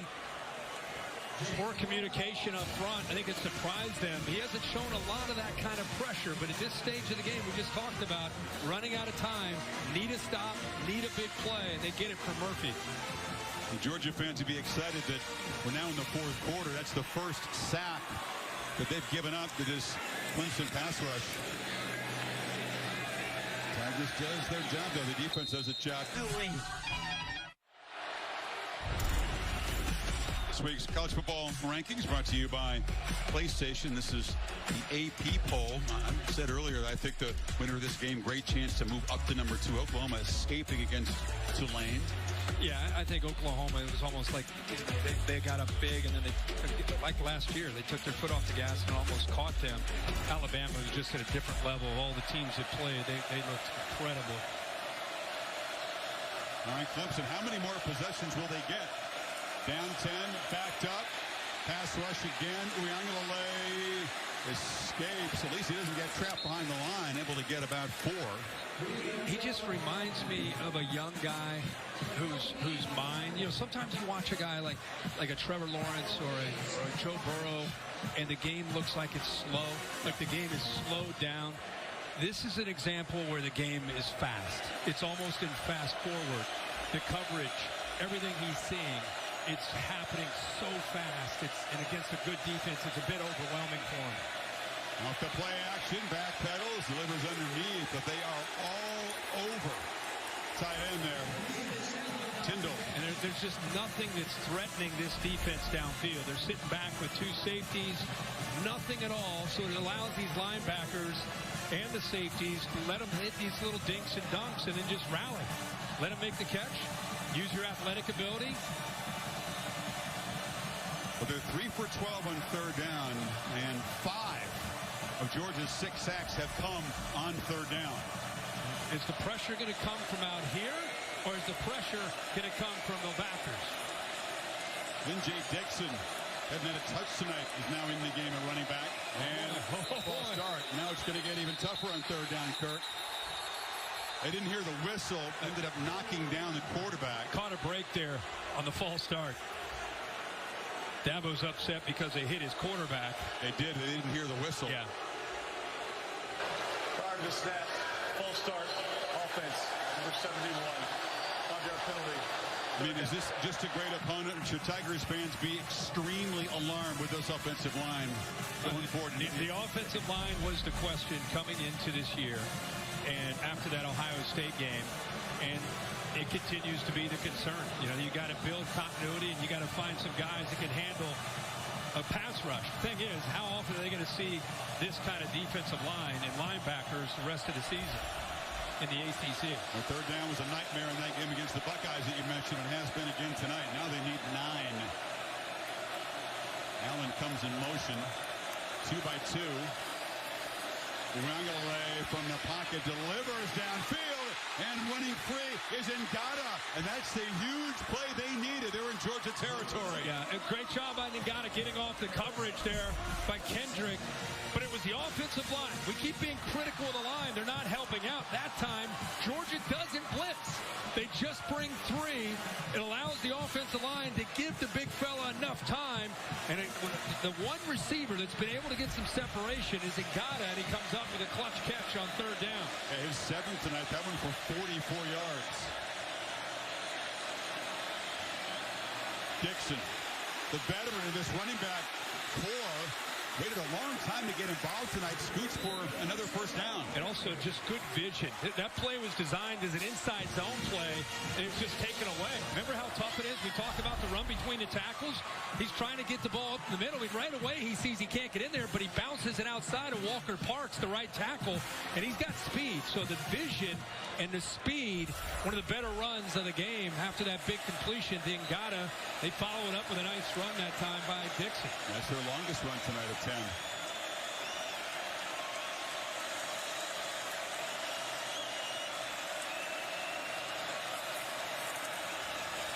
Pump fake to the edge, throw across the middle. It's high.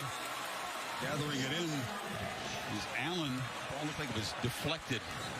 He's trying to get him to chase Dixon, try to get those linebackers out of position, and then work back to the middle. And Chris, you're right. I think that ball was deflected, trying to work it back over across the middle where those backers had left to try to chase down the fake.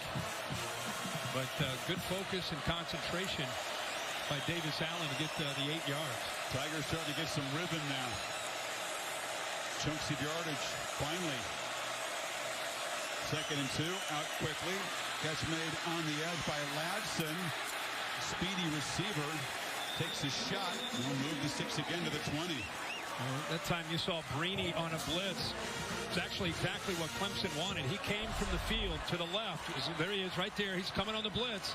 Get it out quick, which they do. It's 2-on-2. You got to make better blocks. You got to give Ladson a chance.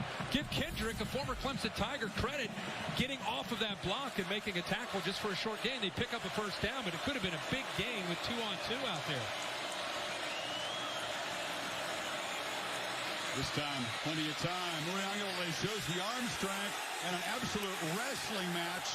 Ringo just tackled Ladson in the end zone. That's a true freshman out on an island. And as you said, I don't think that ball had a chance to Ladson, but his instincts were to just try to bring the receiver down, which is not good to do, obviously, in coverage. It's a tough matchup on the edge. Defense, number 5. 15-yard penalty from the previous spot. Automatic first down. So Clemson marching deep into the red zone for the first time tonight. Progressive pylon for him. Shows you another angle. That's a nice takedown. It's 2 points. They've moved the ball. Now you have to punch it in. You got to give 9.5 minutes to go. Doesn't it feel like they're down 30? It's 10-0. 10-0 and 9.5 minutes to go. It moved at 82 yards.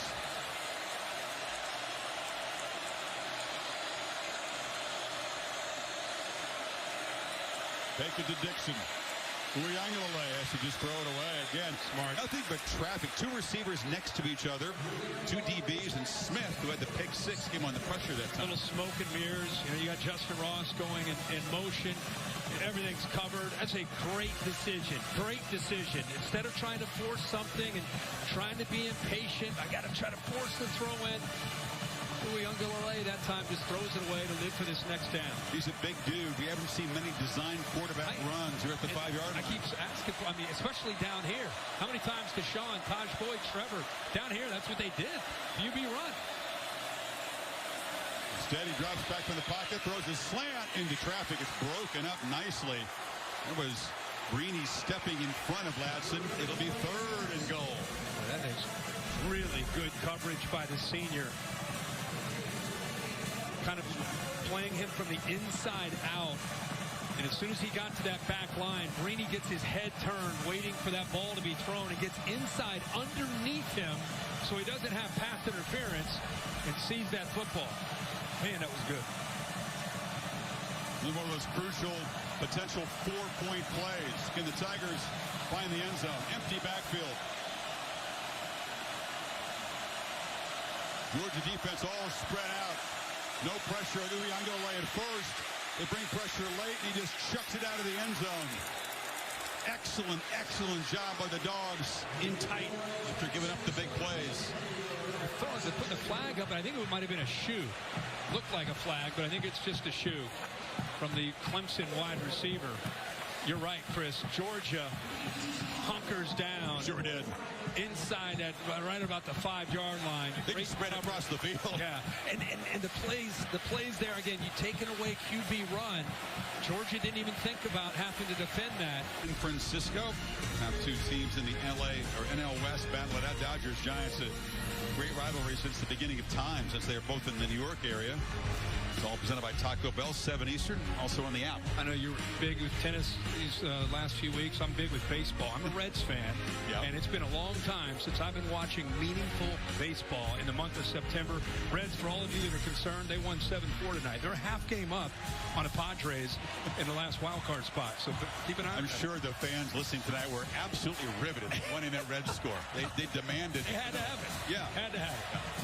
All right, Georgia back to work, but now the lead's just 7. Cook is the back.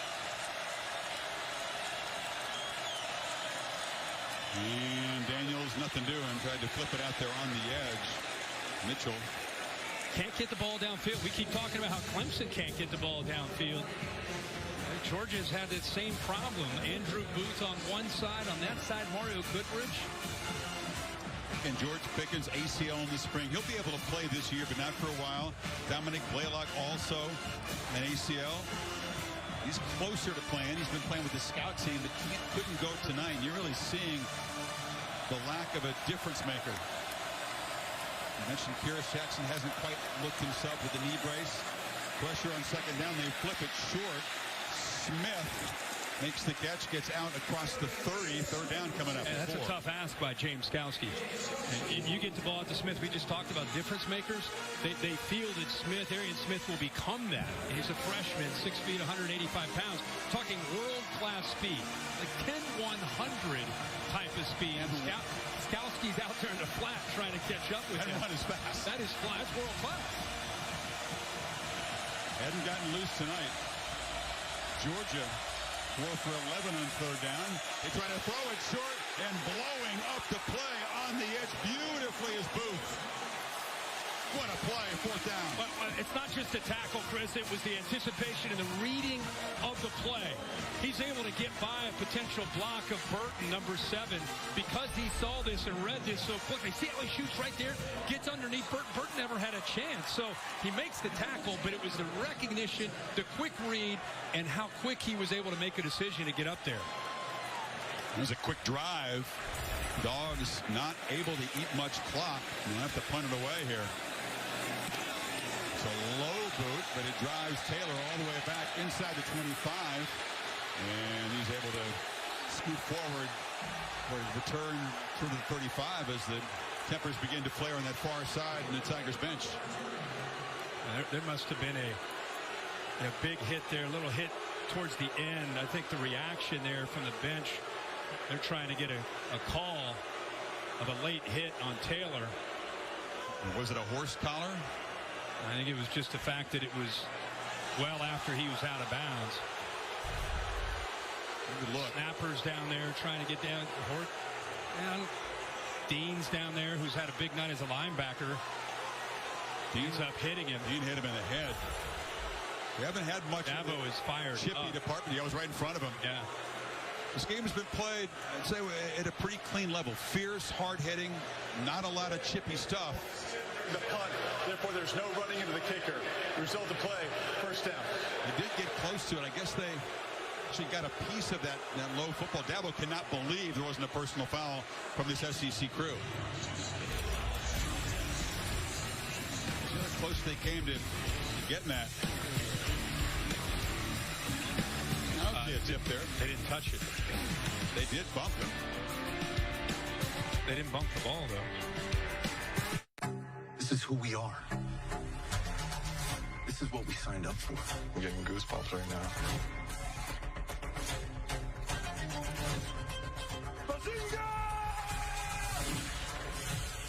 Are you like retired from rap or something and nobody told me?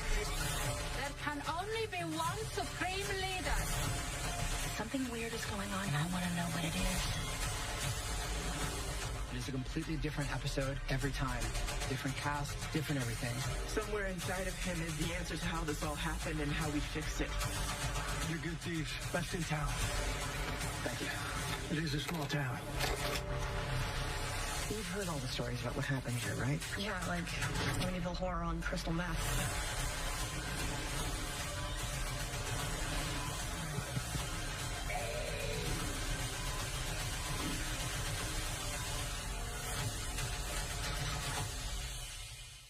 When Subway opened, they changed the fast food game. But sometimes you gotta refresh to be fresh. Welcome to the Eat Fresh Refresh, where there's so much new, some say it can't fit in one ad. I say, we're talking a new All-American Club, deli-style oven-roasted turkey, and... Oh, that's the new steak and cheese. Oh, yeah, I knew that. That's the one with the new seasoning. And that was the new MVP Parmesan vinaigrette.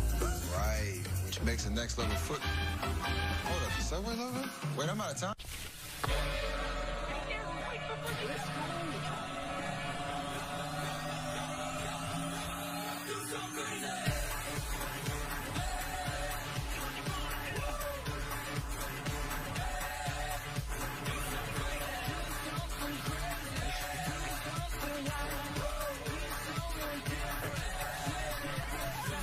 Feel the spark again in our powerful hybrid. Toyota, let's go places.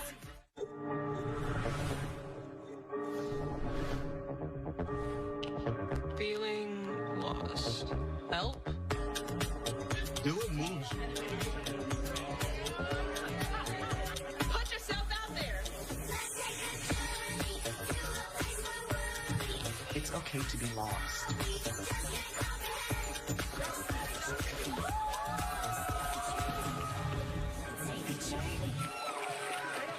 Now give me 3 laps. We're coming to practice too early. Come on, get some laps in. There's a review. They knocked Camarda down, but the official said the punt was tipped, so that would have waved up the flag. It was not tipped by our angles. They're reviewing this. Bill Lamagna, the review should confirm that it wasn't tipped. This would be the 5-yard variety. It wouldn't be a first down. That's correct. They've announced that it was running into the kicker, no running into the kicker because of the tip. Replay can review. The ball was not tipped, so we're talking about a 5-yard penalty. So Georgia could take that 4th and 2 and have the punt again. The center judge right there makes the call that it's tipped. It wasn't really that close, and he's there with referee Jason Autry.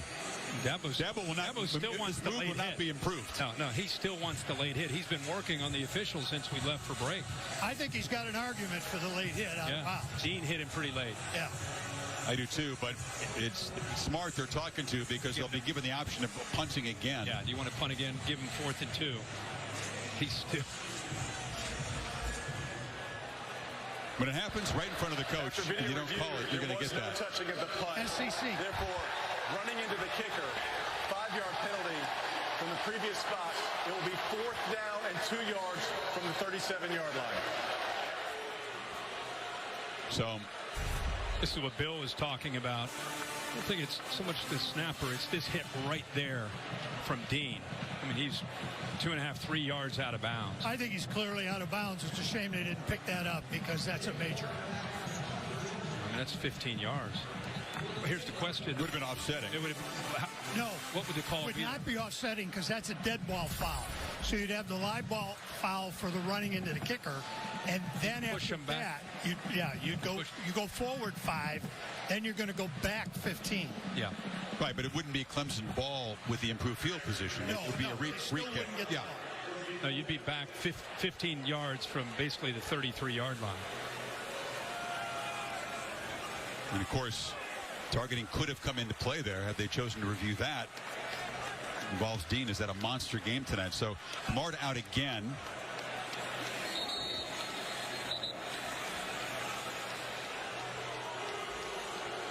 Nine penalties on Georgia tonight. 6 on Clemson.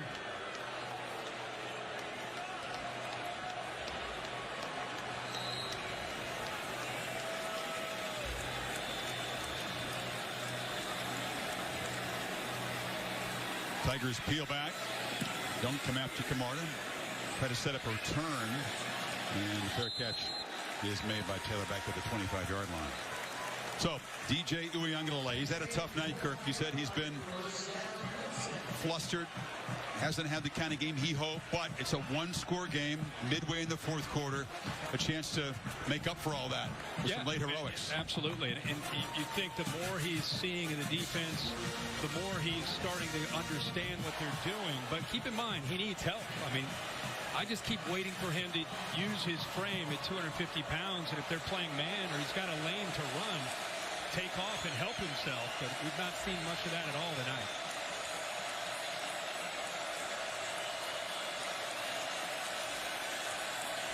Delivers far side, broken up, and a flag comes in late.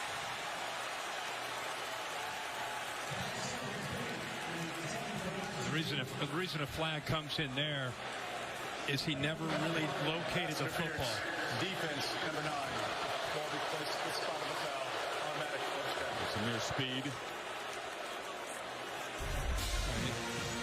Trying to get behind him. Ball's thrown as a back shoulder fade. I didn't see a whole lot of contact there. You almost wonder if that's a makeup call because Dabo's over there working him over on the sideline. Been a lot more contact than another route tonight. Saying, what the heck there?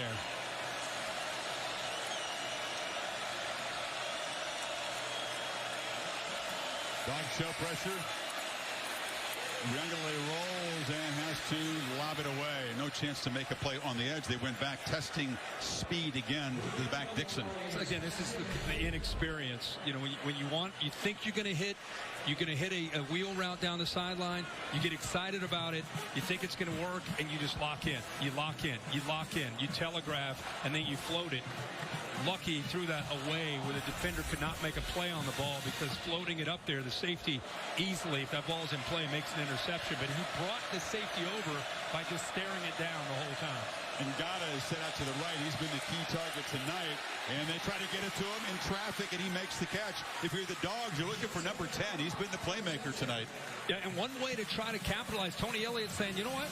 Instead of trying to defend these guys, blitzing these backers, why don't we just bring a receiver, line him up from the outside, and just bring him into the middle where they're vacating by blitzing, and just throw these little passes into the middle of that defense. And the guy is almost built like a tight end with his size. Strong hands, too. His catches have been in traffic tonight. 3rd and 2 from the pocket. Short pass. And fighting and stretching the ball for a first down there is Braden Galloway. So Clemson on the move now in Georgia territory by the nose of the football. Good recognition that time by DJ. They blitzed the linebacker Walker, who was right across from Galloway. Looked like he was in coverage. He ends up blitzing. Safety was way off the line, so a little outcut gives him a chance to get the ball out quickly with that soft coverage and get a first down.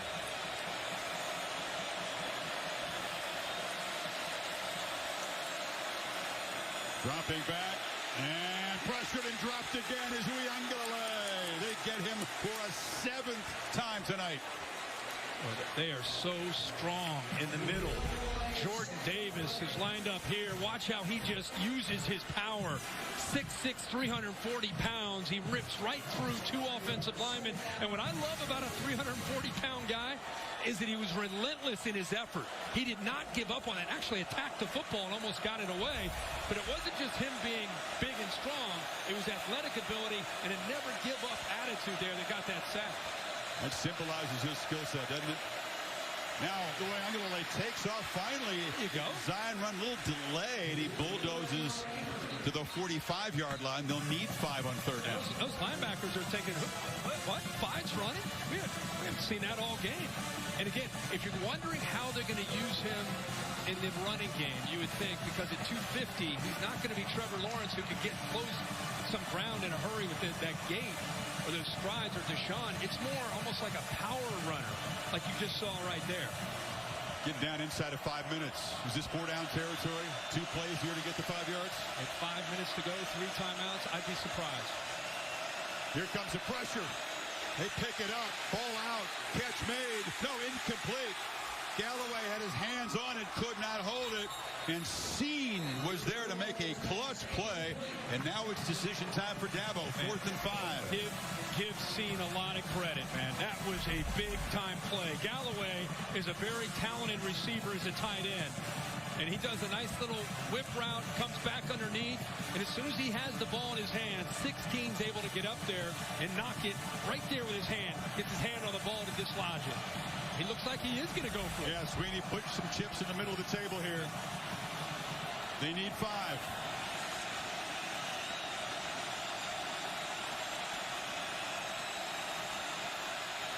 Heavy pressure. Ball out. Incomplete. They came flying up from the secondary, all 3 levels that time. Quarterback had no time. Dogs take over. Yeah, they brought Scene. They brought the 2 middle linebackers. You're right, Chris. They dialed it up here, and here. Overmatched the offensive line. Just not enough guys to pick up that pressure. And he's trying to hit the crosser, and that pressure got the best of him again. If you enjoy the defensive side, if you love a pass rush, man, you are in heaven tonight. It's been ferocious. I mean, You know what sounds better than a sizzling single bacon king from Burger King? Mix or matching any of these great sandwiches. Buy one, get one for $1? Now featuring Defense have had to step up. They've had to come up with an answer. They've had to come up with a stop. And they've been able to do that. I mean, this game felt like it was getting away from Clemson. It felt like, well, they're going to get too far behind. But this defense has really answered the call. You mentioned it's 10-3, and we keep kind of kidding at breaks. It feels like it's a lot more than that. But Georgia's only scored a pick-6 and a field goal. That's it. So can the Tigers do it one more time as we get close to 4 minutes to go in this game and try to get the ball back to Uwe Ungalele? The old man Skalski directing traffic out there. White, can he get the edge? And he's knocked down at the 46. It'll be 3rd and short. Here's the only touchdown Georgia scored. Christopher Smith jumping the route. 74-yard pick-6 return. 3rd down play. Blitz coming. Smith is a veteran anticipating a throw right at the sticks, which is exactly what he got on a glance route. Jumped it, eyes up. And that is the difference in the game and the only touchdown that we have seen tonight. Talked about that Clemson defense, Kurt. Georgia only needs a yard. They can pick up 3 feet. They can keep chewing on this clock. With that sugar huddle, quick huddle here. Play clock down at 1. They snap it. On the end around, it was Cook. And they do move the sticks. It's been one of those kind of nights. If you just tuned in and watching, you've been watching a lot of other games and people are scoring points. I mean, we're going sugar huddle, jet sweep, fake the sweep the other way, go jet sweep back the other way, get that half yard, move the sticks. Even though Georgia got the first down, Clemson's going to spend timeout right here. 3:15 to go. Venables defense get one more chance to get him off the field, get the football back. Reminder, in this slot tomorrow night, Tallahassee. The Irish come calling. It's on ABC. So on the ESPN app. And then Monday night, Louisville and Ole Miss. Rebels a 10-point favorite in Atlanta. Interested to see Jack Cohn coming over from Wisconsin, where he was a starter and last year lost his job to Graham Mertz, who ended up becoming the guy in Madison. So he left, transfer portal, went to Notre Dame, won the job, and we'll get a chance to see how he's fitting into that offense. Got a lot of really, really good playmakers around him. Kyron Williams in that backfield, good receivers. I think one of the best tight ends in the country, Michael Mayer, against the Florida State team. Mike Norvell trying to change that culture, getting things going in Tallahassee. Big bodies up there. And trying to play some smash mouth football to bleed the clock. That's Kendall Milton. Clock rolling. It'll be inside of 3 minutes. Yeah, holding on to those 2 timeouts. Venables almost halfway out of the field, communicating, making sure everybody's on the same page. It may have been a busted gap. And right now they are just trying to shoot gaps. Brazee was there. He beat his man, got into the backfield. But a pretty good job of getting around him to get some positive yards to set up a 2nd and 6. And Daniels in no hurry, obviously, trying to milk that clock. I've been standing in the huddle, watching the play clock. Tick down inside of 7. Now they'll run up there quickly. Once again, end around. Cook makes a cut, and he's knocked down about a yard short of the marker. They're also kind of in fringe field goal range for Podlesny if they want to try a long one to pretty much ice the game. That would be in play here. Well, these tight ends are working from Georgia. Doing a really good job. Both Fitzpatrick and Brooke Bowers helping set the edge on some of these outside runs. Let's go back to Kevin Negandhi, get an update from the Rose Bowl. Your UCLA Bruins against LSU. Yeah. There's no way they're still hanging in. Herbie's UCLA Bruins continue. This is DTR to Chase Cota right now. It's 21-10 UCLA. Also over on ESPN, updating you right now. Early in this one, the first quarter, BYU Arizona is scoreless. Chris, Herbie, back to you. Got to get in front of these bold predictions. You can't react to UCLA beating LSU and going, what's going on over there in Brentwood? These boys are playing ball. You got to try to... It's Westwood. Or Westwood, not Brentwood, Westwood. But you got to take a little bit of a chance. Well, once in a while, you stumble into one. Out there, Westwood, Brentwood. Westwood. Right, tonight's in Pasadena. All right, here's a big one. I actually saw some UCLA fans in the stadium, which is exciting. That's good. In a yard. Move the sticks again. White is the back. He's got it. And he's got a first down. Running physically, banging down to the 25. And the Georgia fans and the Bulldog players can feel it now. Skowski just missed getting into the backfield. Watch him at middle linebacker. He shoots and just misses. And really good cut by White. Felt him there in the hole, gets around him, and then takes on Spector, gets off of him and Goodrich. Hard running that time by White. It's taken a long time for the Dogs to get this running game going, but they have come up with this 4-minute offense opportunity to pound away, to kill this clock and get the W, and so far up to it. Again, using almost the entire play clock, and then now, a little too close for comfort, so they will take a timeout, minute 44 to go.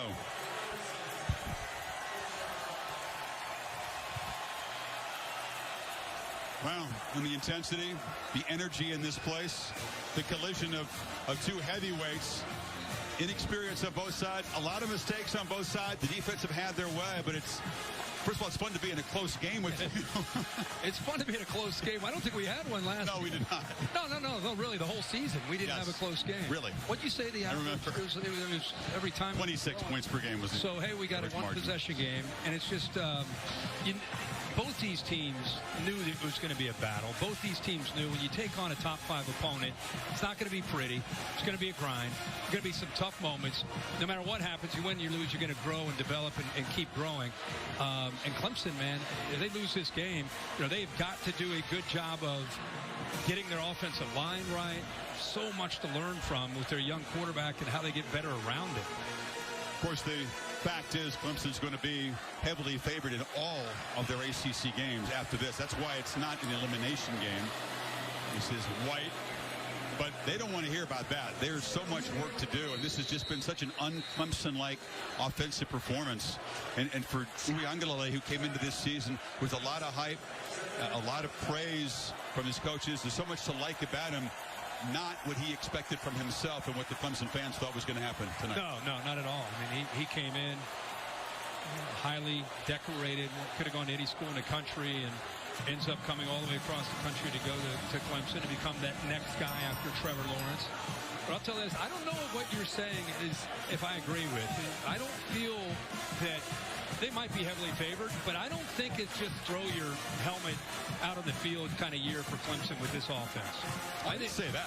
I think there's going to be some games, especially when they go on the road, with this offensive line and with this young quarterback who's got tremendous upside, still trying to find a running back.